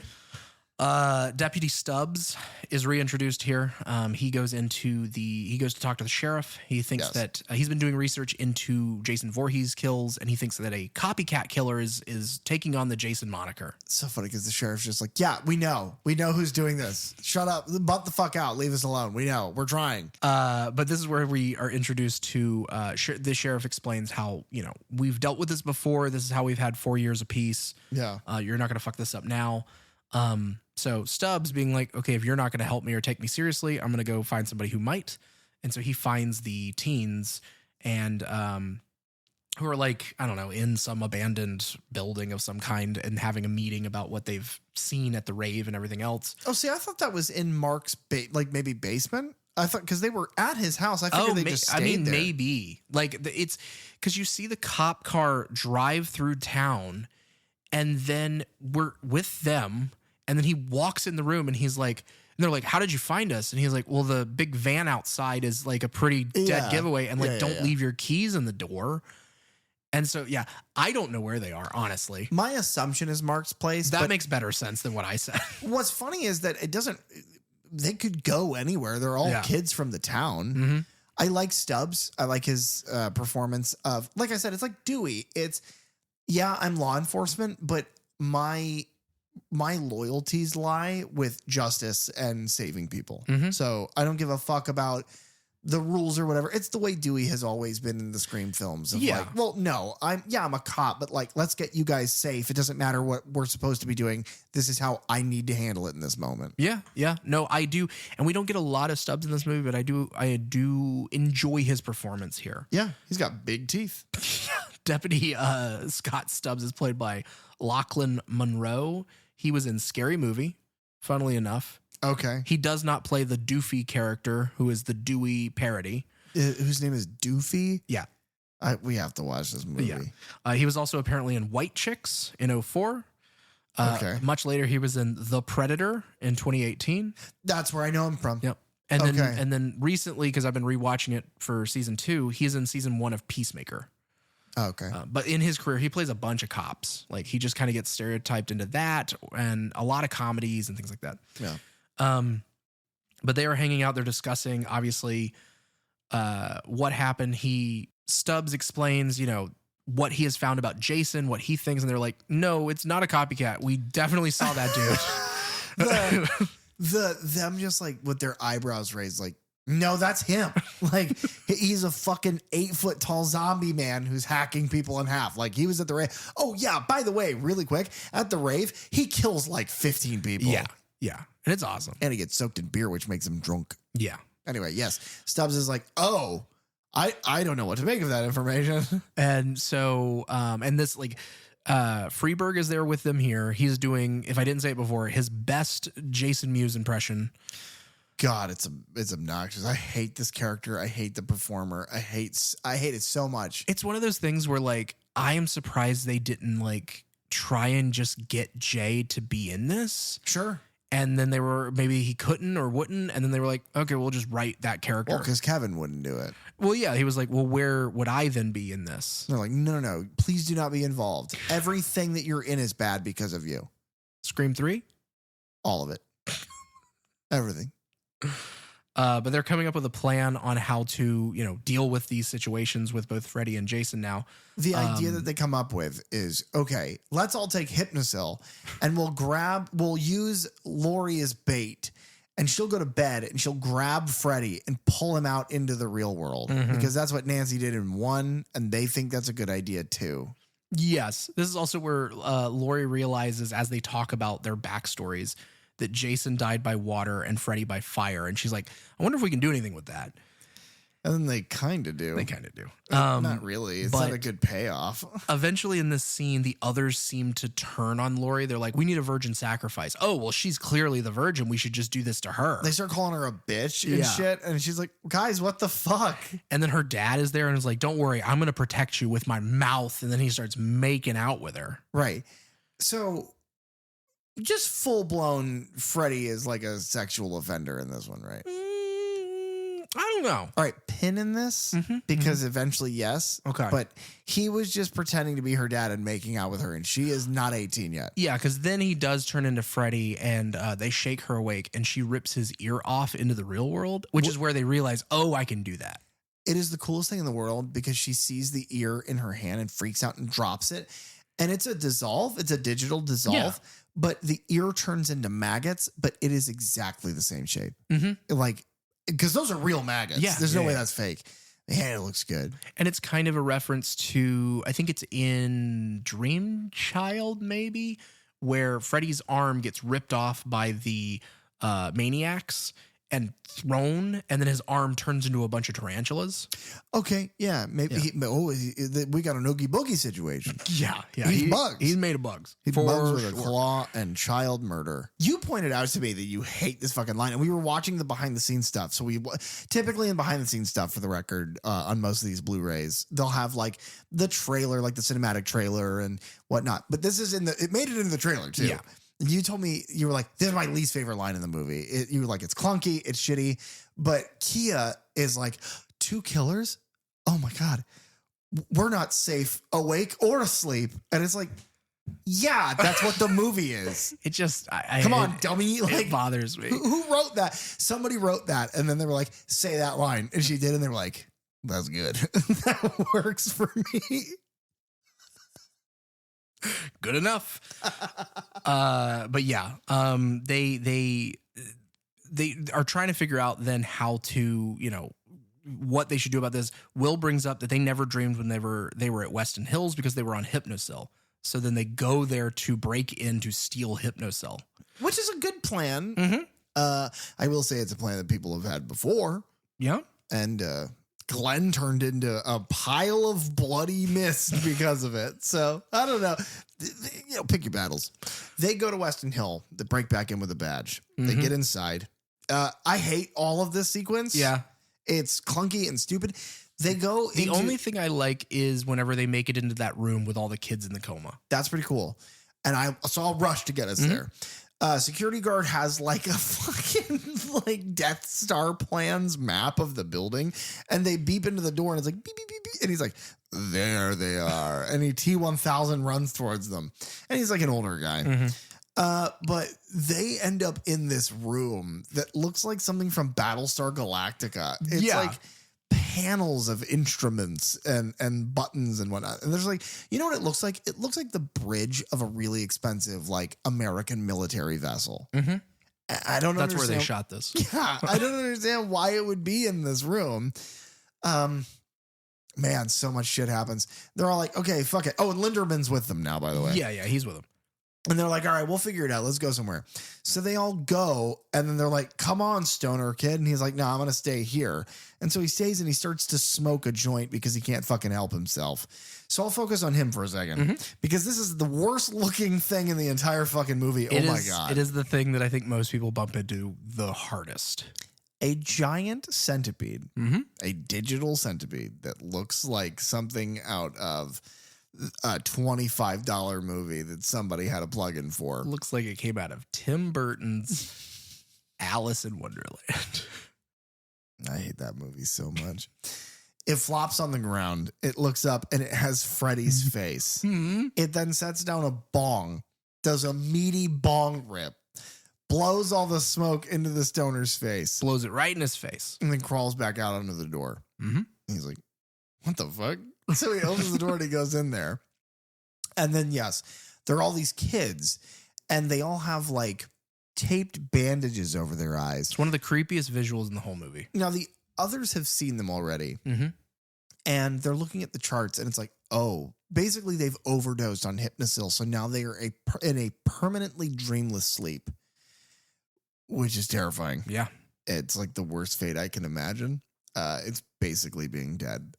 But they're like, who the fuck would do this? And at the bottom of all of the transfer sheets is apparently Laurie's father's name. So he's done this to these people. Because here's the thing about adults in Springwood. They're pieces of shit. They're giant dildos that flop around and fuck each other and make kids that they then let die because of their terrible decisions. Wow. You just boiled it down to that's what it is, man. Yeah. But anyway, the stoner's there and the giant centipede drops down and goes into his mouth and becomes him. Right. He wears him. And it's Freddy basically controlling him at this point. And so he starts dumping all the Hypnosil down the drain. Which is the second time a narrative moment has happened where pills get dumped down a drain, which I think is weird to happen back to back, but it doesn't. I understand why, because it's relevant to the plot, but just don't make Mark do that. Make Mark try to wake him up in a different way. Yeah. Have him go to take one and it's an empty bottle. Sure. Or like he's like, oh shit, I need to wake up. And then like maybe he does the thing where he like grabs a heating iron or something to wake himself up. But then it's like the rug pull that it doesn't work this time. Yeah. Something. It doesn't matter. It's a nitpick. Yeah. Linderman and Stubbs, they come back. They try and stop Freeberg. But then Jason bursts in and he like swings at them and ends up, stabbing the machete into all of the military equipment that's in there. Which explodes. And he's being electrocuted. So he then grabs Stubbs. Right.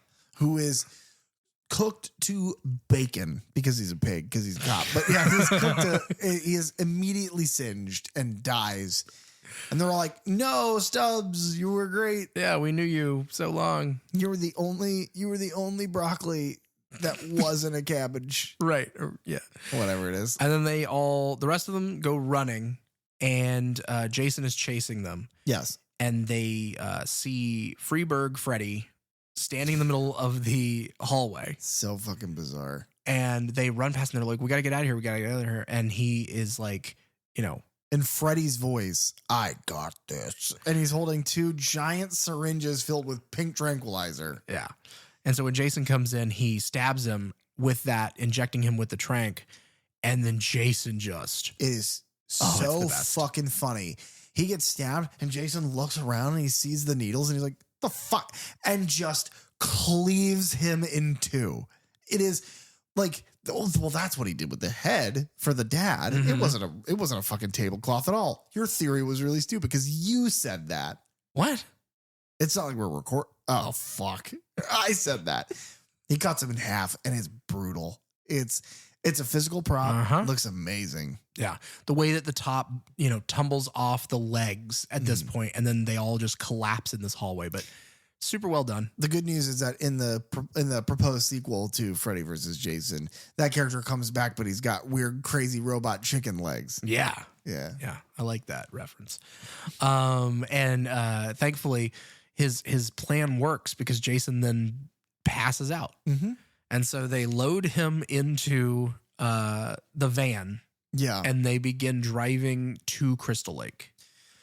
While asleep, you have your first, we get our dream battle, baby. You get our first official battle. Yeah. It goes about how you would expect.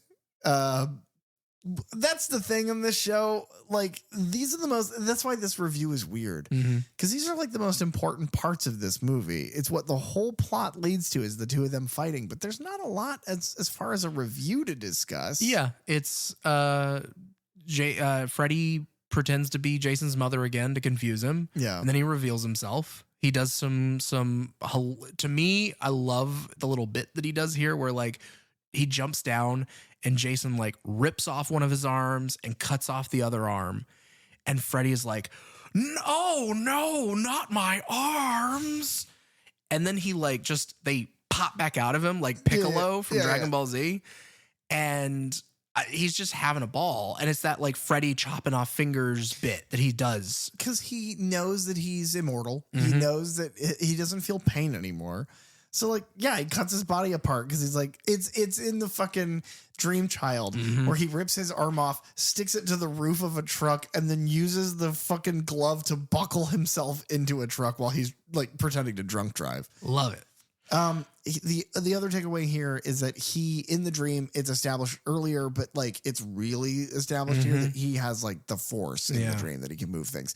So he plays pinball with Jason. It's goofy. Yeah, it's great. Yeah. It is because we've seen Freddy. again, we've said it. It's like this movie perfectly encapsulates like the franchises as a whole. Yeah. Because we get to see Freddy as absolutely terrifying, a creep, and then like a silly dickhead. Yeah. He drops this giant thing, like a giant piece of whatever the boiler room is. Yeah. Like a giant metal thing. Drum of some kind. Onto Jason. And is down there and he's like laughing at him. And then Jason fucking picks this thing up. And then for a second in the dream, he gets the upper hand. Yeah. He beats the shit out of Freddy for a little bit. And it's that thing of like Freddy is taken aback by that for a bit. And he gets thrown up against these pipes that then spill out all this water. And so they go to face off, like really for the first time, they're just charging at each other. And Jason goes to swing and he can't bring himself to go through this waterfall. I'm just going to say it. I hate this. This is the stupidest part of this movie by a lot. Yeah. Jason goes in the water all the fucking time. Jason goes in the water in this movie. Yeah. Jason essentially lived in the water for 4 years, either chained to the bottom or he had a deck on top of him and a bunch of fucking cables coming out of his nuts. You know, he loves being in the water. Loves it down there. He can go in and out silent. Silent but deadly. That's good. Yeah, he goes in the water like a fart. Well, that's not what I meant. No, I know. But he probably smells. Oh, God, I can't imagine. But Freddy, too. Freddy's a creep. You don't shower. His skin's all yucky. I don't understand how water is going to stop. I think I think it literally, the lines from earlier that Lori's like, you die by fire. No. I think it's just the simplest thing of like, what are these things? What is the one thing that they have like that is opposites of each other? Oh my God, we figured it out, guys. Yeah, and that's fine. And from a narrative perspective, it's more establishing the opposite factor. Yeah. That Freddy thought that they would work together, but they can't because they're two different kinds of forces. I get that. But it's just seeing Jason looking at water and being like, oh man. It's like, guys, come on. Yeah. He's going to be in the water in 10 minutes. It's a little ridiculous. You know. But Freddy sees this fear of the water as an opportunity. And so he surrounds Jason in water. And then Jason, much like at the end of Jason Takes Manhattan. In the van, yeah. He starts to kind of convulse. Well, no, I'm not even saying that. Because in the dream world, he becomes a child version of himself. Yeah. It's the toxic sludge, baby. It melts you away and turns you back into a malformed child. And Freddy takes his glove. It's so gross. And it is. It's as close to like the meatball thing. Yeah. For whatever reason. It's like he puts it into child Jason's temple. Who's like crying. It's like kind of fucked up. Shivering. Now that's the other thing. I think that they do this in this movie of like they make Jason like you care about him, especially in this next sequence, like because you see him as a kid and the torment that he went through. And I don't know if we're supposed to like be on Jason's side for this. So I think so until he wakes up. Because I think so in this moment. Because they have to establish who the antagonist is. And the antagonist is Freddy. Right. Jason is a part of the story. He's like a natural part of the story. He's not the antagonist. It's Freddy. He sets everything in motion. He's trying to kill everybody. So yeah, when he sticks his finger in the glove, it's like this weird digital effect where it's like going through his mind. Yeah. And then you play out him drowning at Crystal Lake. He's being chased and mocked by kids. At one point, they all throw like a burlap sack over his head, which is a quick reference to part 2. And then they literally chuck him in the water. Now, what I will say is that the way they shot this, when they chuck him in the water, he's like a foot away from the dock. Yeah. Grab it. Climb up. Can't do that? No, he cannot swim. I guess not. And then at the same time, the teens are, again, driving to Crystal Lake because their plan is if Freddy and Jason are battling in the dream world right now, which I guess is an assumption they're making. Well, it's a fine assumption to make. Jason's freaking the fuck out. Yeah. Dead asleep. But their thought is if Jason wins and he comes out of this thing alive, he's already at Crystal Lake. He doesn't need to come back and follow them. Right. And if somehow Freddy wins and he comes out, then Jason has at least the home field advantage. Yes. Now, the other thing that's happened with these kids in this van is what I was about to get to, alluding to, is that much also like Jason Takes Manhattan, Jason's mouth opens and a bunch of fucking water comes out. Yes. And they're like, oh, fuck, what do we do? He's drowning. And Linderman's like, well, we need to give him mouth to mouth. And it's one of the funniest moments in the movie. Kia's like, I am not fucking doing that. And Linderman's like, come on, I have asthma. And she's like, that is such a bullshit excuse. And then Will from the driver's seat's like, Kia, he has asthma. Give Jason mouth to mouth. Yeah. So she goes to do it. And then Jason wakes up. Yeah. Yeah. Lori, they had put her to sleep on like a 15-minute timer of like, she's going to go in, she's going to find Freddy, she's going to pull him out. Which again, I love this because it's so referential to how many times the kids in these movies have been like, well, just wake me up. Just wake me up. I'll be fine. Just wake me up. And then that does not work. Right. And so she is witnessing Jason drowning in the dream, child Jason. And she goes to try and save him, but she is startled by his look, unfortunately. Yeah. And so Jason is pulled down into the water then by Freddy. And as he is sputtering in real life, drowning in real life, and they're trying to give him mouth to mouth, he eventually bolts upright and wakes up, which causes them to wreck the van. Because he's immediately like, everyone get the fuck off me. I'll kill all of you. And Jason's body goes flying out into the woods. Which looks fucking hysterically bad, but yeah. But him waking up, again, he is vanished from the dream world. And Freddy is immediately furious. Yeah. Because the light of the whole scene turns red and he jumps out of the water onto the dock and is now Demon Freddy. Now, what I will say is the jump is terrifying. You know what it reminds me of? It reminds me of Remick from Sinners. Oh, yeah. The jump from the top of the juke joint. That's what it reminds me of. Because it's that like quick spring up and then the long hang in the air as you come back down. It's also the pose. He's got like a leg up. It's like almost like a Spider-Man pose. And then the hand is with that claw is just out and ready to fucking gouge her eyes. Gouge her eyes. You know? There's a lot of wire work in this movie. Sure. Which comes from Ronny Yu's experience with like Hong Kong, cinema. Oh, sure. Yeah. So they use that a lot in the fight scenes and whatnot, but it's definitely used here. And Freddy goes to attack Lori. And the way that he looks is, I mean, absolutely demonic. He looks like he's never looked before. The closest I can think of it, like what it reminds me of is in Batman Begins when everybody's on the fear toxin. Yeah. And you see like the demon Batman. Yeah. He's like, his skin is all like bright red. He almost looks like he has horns.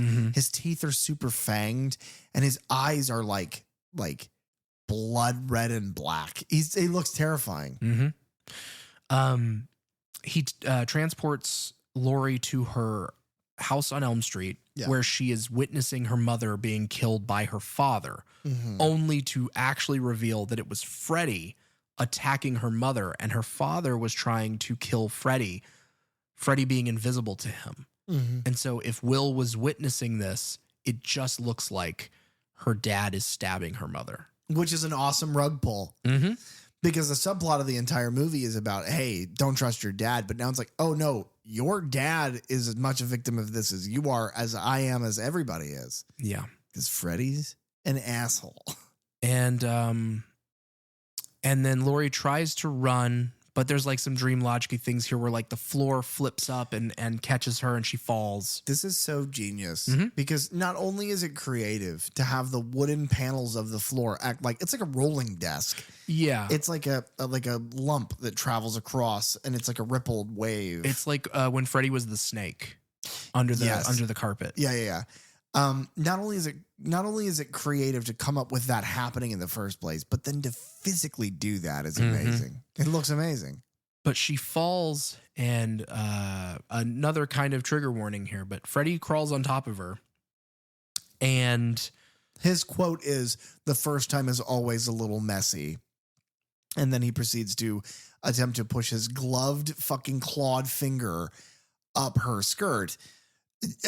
Derek, this was my pin from earlier. You know Freddy what? Krueger is officially a sex pervert. You know, guys, I think I might have been wrong. I think I might have been wrong this whole time. You know what? Freddy Krueger is a sex pest. Freddy Krueger's on the goddamn list, He definitely is on the list. which they need to release. At they this really point. should just release it at this point. Yeah. Yeah, it's disturbing. It's disgusting. And her performance is great here. It's like it's one of the few times that it's like she really emotes. Yes. And it's like the fear on her face is so like, it's like depressing. Mhm. It's like you feel so bad for her. Well, I mean, think about like the realizations that she's going through in this moment. The of, man like, who murdered my mother, who framed my father, who's ruined every single part of the last 5 years of my life, is about to rape me with knives. Mhm. Yeah. And she sells that. And so does he, because Robert Englund is the single best horror character actor, I think, maybe of all time. Yeah. It's pretty damn good. Thankfully, Mm-hmm. in the real world, whenever they crashed just outside of Camp Crystal Lake. Yeah. So they make it into a cabin because, you know, teens in a cabin in Crystal Lake, naturally, that's where they go. Mm-hmm. And then again, I love the like they're looking out the window and Jason is just slowly stalking through the trees and through the cabins at them. And he bursts through a door. Oh, he's back. He's back. Dude, the amount of broken wood and glass in this scene is like, to quote Rickety Cricket, I'm hard just thinking about it. But as he bursts in, he knocks over a can of gas and some sort of a lantern or something because the cabin immediately catches on fire. Good. Yeah. And it's only, by the way, it's only on fire on the outer ring of the cabin. The inside of the cabin is fine. Yeah, for now. But the others like kind of struggle, try and get away from Jason. They're trying to protect Lori, who is still asleep at this point, dragging her body around. He ends up like throwing Kia up against the wall. He smacks Linderman and he flies against the wall and like he gets impaled by It's like a flagpole. Like It's- a little flag holder on the wall. oh, okay. See, I was thinking it was like a brace that you'd put a shelf on. Okay. But it's like it's a piece of metal that's sticking out. Whatever it is an A-frame made of metal, and it goes into his flank. It's that spike that's in that hallway in Halloween 6 Curse of Michael Myers that he kills that nurse on for no reason other than that's the reason it exists. You know? The funniest thing about that is this set is terrible. Just being critical because that's what we do on this podcast. The cabin? Yeah, the interior of this cabin is awful. It is so obviously fake. It does not feel lived in at all. It feels like a giant, like a bunch of shit's gonna happen in this that is action. So why fill it with a bunch of stuff? I think I have a reason. Okay. Because they are rebuilding Camp Crystal Lake, like the camp itself. Mhm. Because the next thing that they go to is they fight on like a construction yard of like another cabin that's being constructed. And if it were filthy and empty and filled with like dead leaves and shit and like, because that's how I would do that. I'd fill it with dust and dead leaves. I'd fill it with cobwebs and make it look like a decrepit old cabin. But it doesn't. It's clean. No, but that's what I mean. This could be a freshly built cabin that they haven't put anything in yet. Okay. See, when you pull up to Crystal Lake, you see like the old abandoned sign that looks like it's on the roof. It's on the of a roof cabin. of one of them, yeah. So I just figured that's where we were. Yeah. Like an interior, exterior. It could be. I don't know. I'm just... No, and that's fine. Yeah. When I first saw it, I was like, okay, yeah, they clearly cleared the set because they're like, well, we're going to burn it. And Yeah. then fucking And people are going to fight in here. our stunt actors are going to tear it to pieces. But... Speaking of. Yes. So Lori, as Will is dragging her body around, sticks her hand in some fire. And so she awakens, but holding on to Freddy and brings him into the real world. And the look of shock on Freddy's face is incredible. He sells it so fucking well. Because he was like he was saying something, the most sinister thing ever to her. And then they're just, boom, we're in a different location. She has the best line ever here. She looks at him and quotes him from earlier in the movie and goes, "Welcome to my world, bitch." And he stands up and turns, and Jason is just standing there kind of dead-eyed looking at him, wreathed in fire. And he clutches himself like, oh no, like this is gonna be so fucking bad. Now, quick, did you say Jason was standing there all deadite? No. Oh, okay, never mind. That's a good bit. It's a good joke. Fuck you. But By the way, him throwing Kia against the wall and impaling Linderman and whatever. That's what I meant by like, maybe you feel sympathetic about him for like 5 minutes and then it goes away. Cause it's like, oh, right. He's just going to butcher every character in this movie. Yeah. They're at his camp. Doesn't like that. It's he wants his it all to house. himself. Yeah. Well, other than the Voorhees house that's established and Jason Goes Down. Mm-hmm, of course.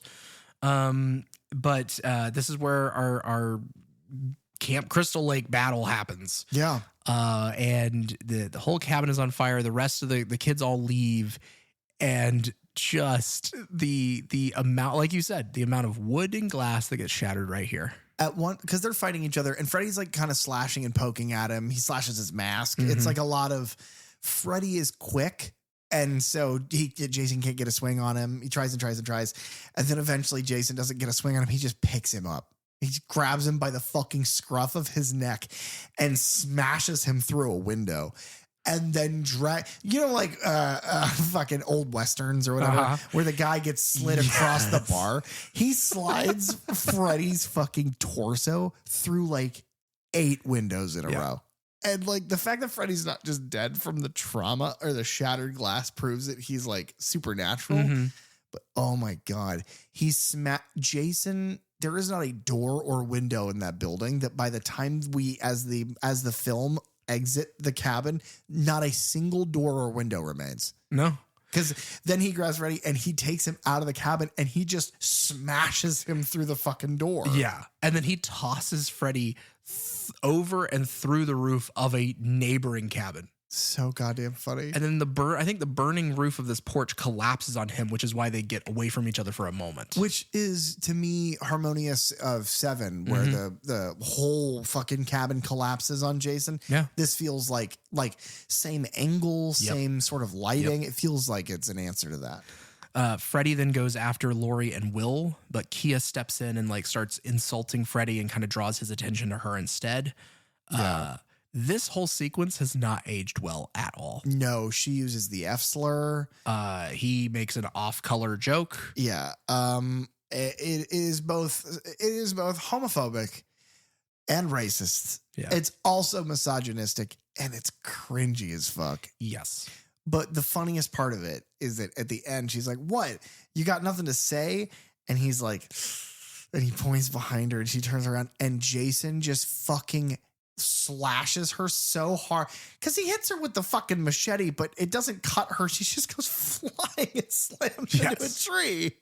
Which we failed to mention.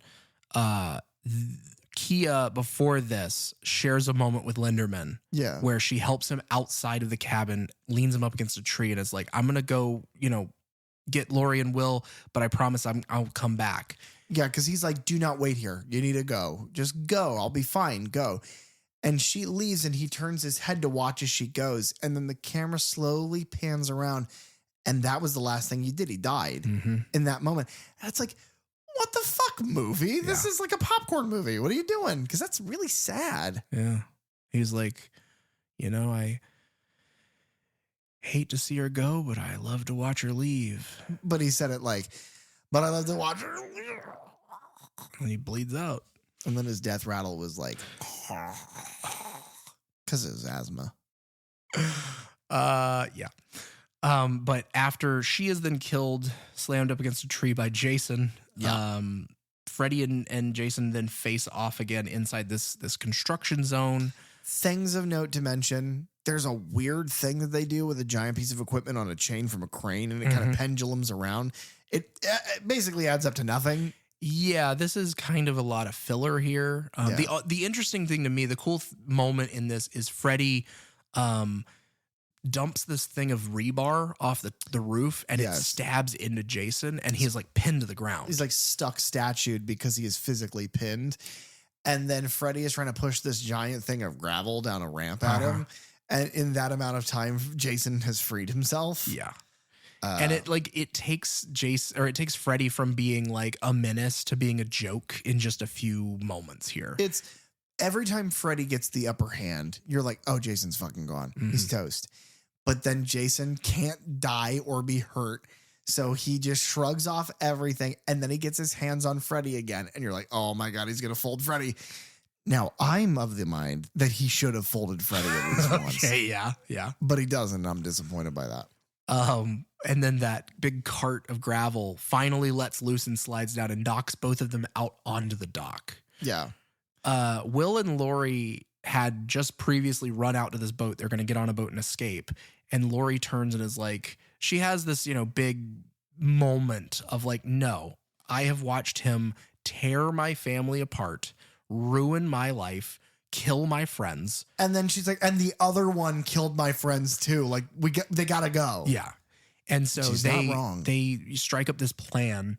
But as Freddy and Jason are then fighting on the dock, she and Will douse the dock and these propane tanks with gasoline. Now, Freddy in this moment, because what they're doing at this point is they're just killing each other slowly. Just slashing and cutting and stabbing. Freddy gouges out his eyes. Yeah. Fucking Jason punches his finger. At one point, Freddy cuts his fingers off and he punches his fingerless hand into Freddy's abdomen.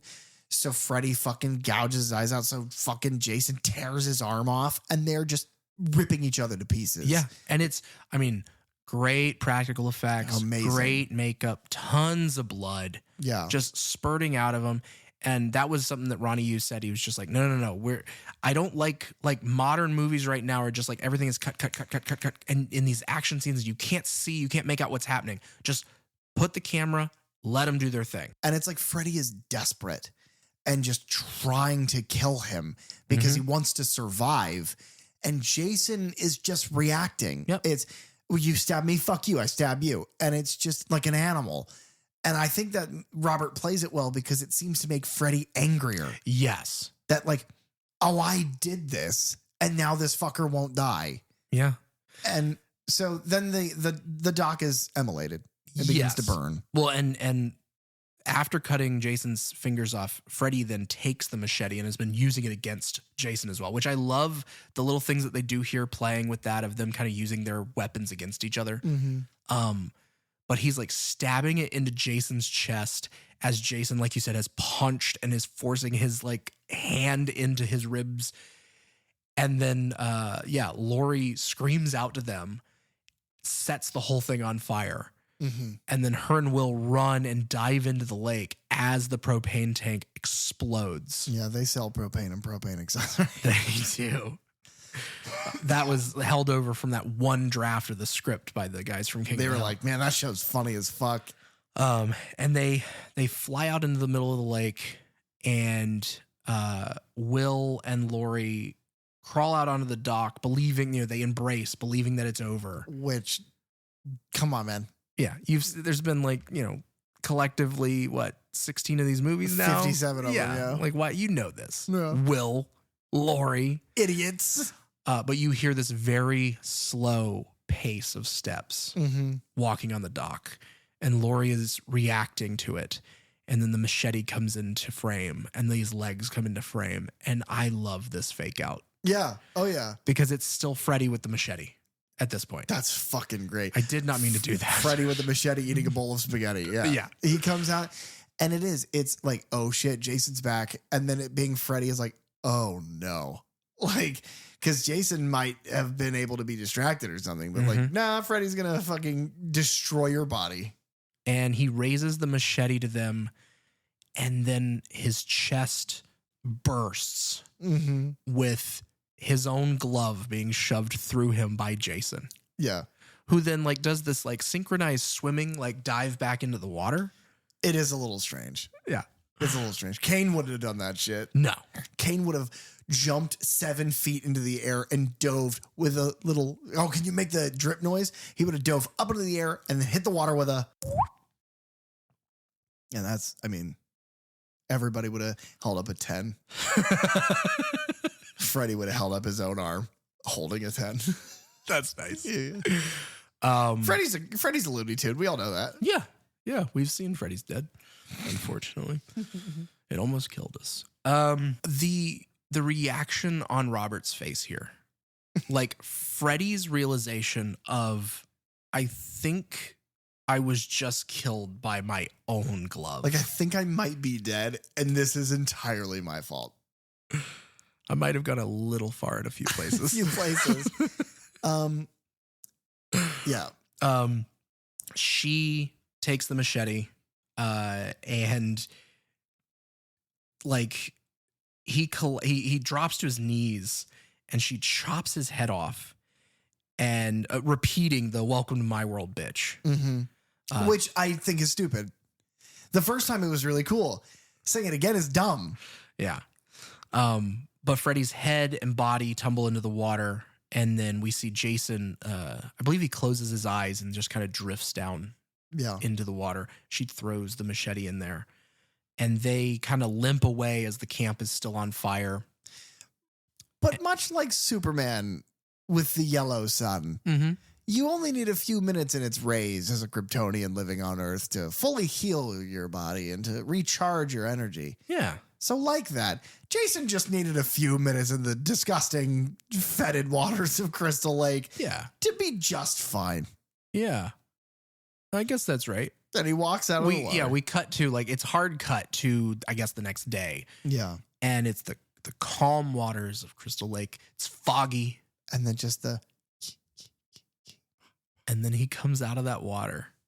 It's majestic the way that it looks. Honest to God, it's the most, it is the most terrifying thing. Because we've talked on this show a lot about how Jason's relationship with the water and the way he can go in and out of it just so seamlessly makes him like a different kind of killer. Because in a world where you were surrounded by water, because you're on the lake, it's terrifying.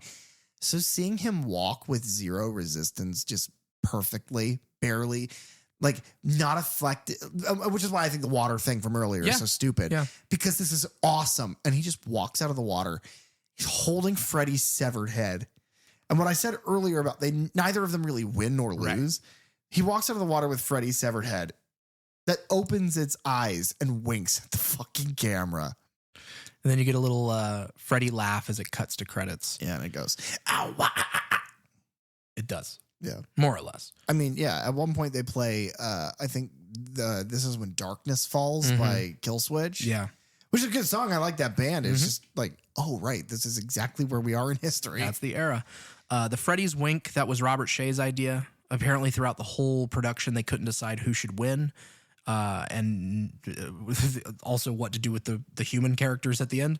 And so he stuck that in there.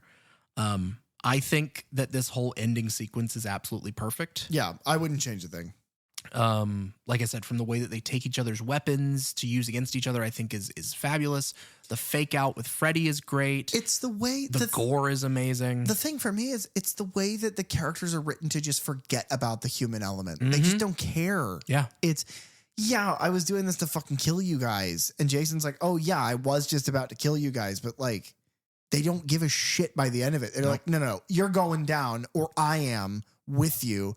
And that ends up being the way it's romantic in a way. Yeah. And then, with the Jason coming out, Freddy's head, the wink, it's like you get to have your cake and eat it too. Well, and I like that because if you pick one to be a winner, you're dividing fans. Yes. But making it to where they both win, because we've seen them come back over and over and over again. We know how this is going to go. Freddy's a fucking demon. 5 minutes ago, he was blood red screaming in a dream to our main character, threatening to kill her. Like, yeah, there's no way he's dead. But to do the wink is like, yeah, we know he's not dead. Don't worry. And then the studio was like, but we're not going to do anything with this now. Yeah. We're going to make $120 million. And we're going to shove all that money up our ass. Yeah. Unfortunately. Is New Line Cinema even around? Yeah. Okay. Yeah, they are. That's good. Several different endings were considered for this film. One of them had Freddy and Jason battling on the dock. Freddy ripping Jason's heart out. The explosion throws them into the lake. It eventually like a red portal under the lake opens and like drains all the water down and sucks them down with it. And then they wake up in like kind of that black abyss that Freddy is in at the very beginning. Mm-hmm. And Freddy like puts his glove back on, and then he looks over and he sees like the glint off the machete. And Jason is there, and they charge at each other, and then chains whip out of the darkness, grabbing into both of them and pulling them apart. And then Pinhead steps forward out of the darkness and says, "Now what seems to be the problem?" Okay. Now that would be fucking awesome. Mm-hmm. From like a rule of cool, that's Yeah. sick perspective. From a narrative perspective, from looking at the Hellraiser franchise, oh my God, please don't disrespect Pinhead like that. Yeah. Well, and here's what's the funny thing is, one, they decided not to do that because they would have had to have gotten the license to use Pinhead because they didn't own that character. And then they also thought that Pinhead by this time was too low rent because I guess it's 2003. Oh, Think yeah. of the sequels that have come out since then. Okay. Yeah, that's fair. So they didn't want to use him. So then they changed the initial idea. They changed to be Satan watching them. Stupid. But then they were like, that's always corny to put Yeah. Satan in something Yeah, like yeah, this. And so then they just had them like fighting in like almost like a gladiatorial pit surrounded by other demons. And they were just with the idea of like, they're just going to fight forever. Oh shit, dude. What if they're fighting in the pit and the camera pulls out and the pit is in a snow globe and they're in Krampus's lair? Wow. Yeah. See, that is when we go back and we fix this movie. Is that what we were doing? No. If I have a time machine, I'm going to change some things, but this is not on my list of priorities.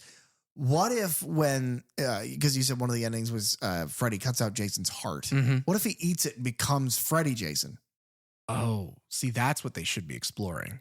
Yeah. And he goes, bitch. It's one of my favorite things. This movie starts with the New Line Cinema logo, and you get the classic, audio sting from Nightmare, the dum, dum, dum, dum, and then immediately followed by It's really good. and yeah, it just sets this. Oh God, I love this movie so much.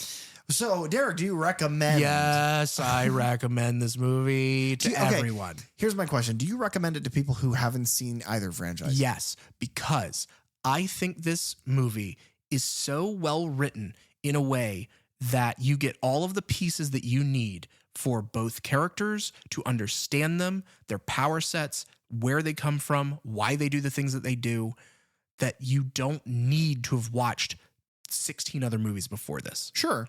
Yeah, I think that's fair. I would say that to answer that very specific question, because I recommend the movie, obviously, as well, is so much fun. It's a good movie. It looks good. It feels good. It's well paced. It's all the things that I like about a big event movie like this. It does really well. And it's also just weird that these are the characters that this big event is happening with, because it's like, yeah, they're nebulous and they're like they circle each other because the fans love both. But this is just a creation of the fans. Exactly. And I love that. What I would say is that I don't recommend the movie alone. I recommend the movie with if you're going to do this, watch Friday the 13th. I would say Jason Lives at the very least. Watch Jason Lives. See him come back to life. That he was dead. See him come back to life. See him butcher his way through a bunch of people and then get sunk under the lake. Watch that. Then this movie. Because you don't need to watch the whole preamble with him. Just start with Jason Lives. And then I would say with Freddy, watch Dream Warrior. Dream Warrior. Now this one. Okay. I think pick the two best in the franchise that show the character how they are now. Do those movies and then this one. That's how I would recommend the movie. No, but if somebody was like, well, could I just watch the movie alone? I would say yes. Yeah. It's just not how I would do it. Yeah.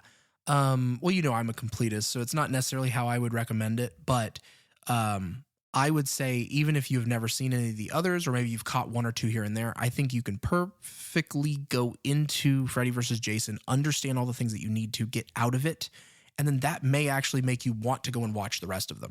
Yeah. Oh, yeah. I think it works your way backwards. It's because this is so monumentous, you want to this is like the bottom of the hill. It's the bottom of you have skated your way all the way down and now you're here. But this movie is so good that it might make you want to turn around and kind of ice skate back uphill.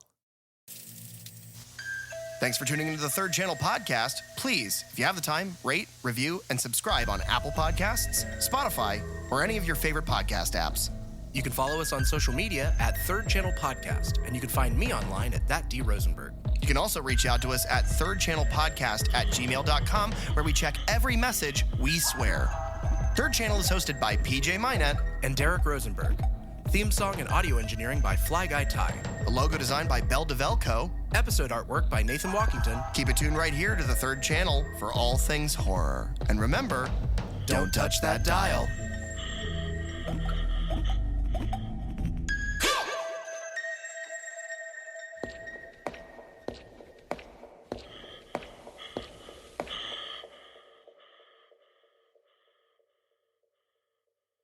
Egg salad and eggs.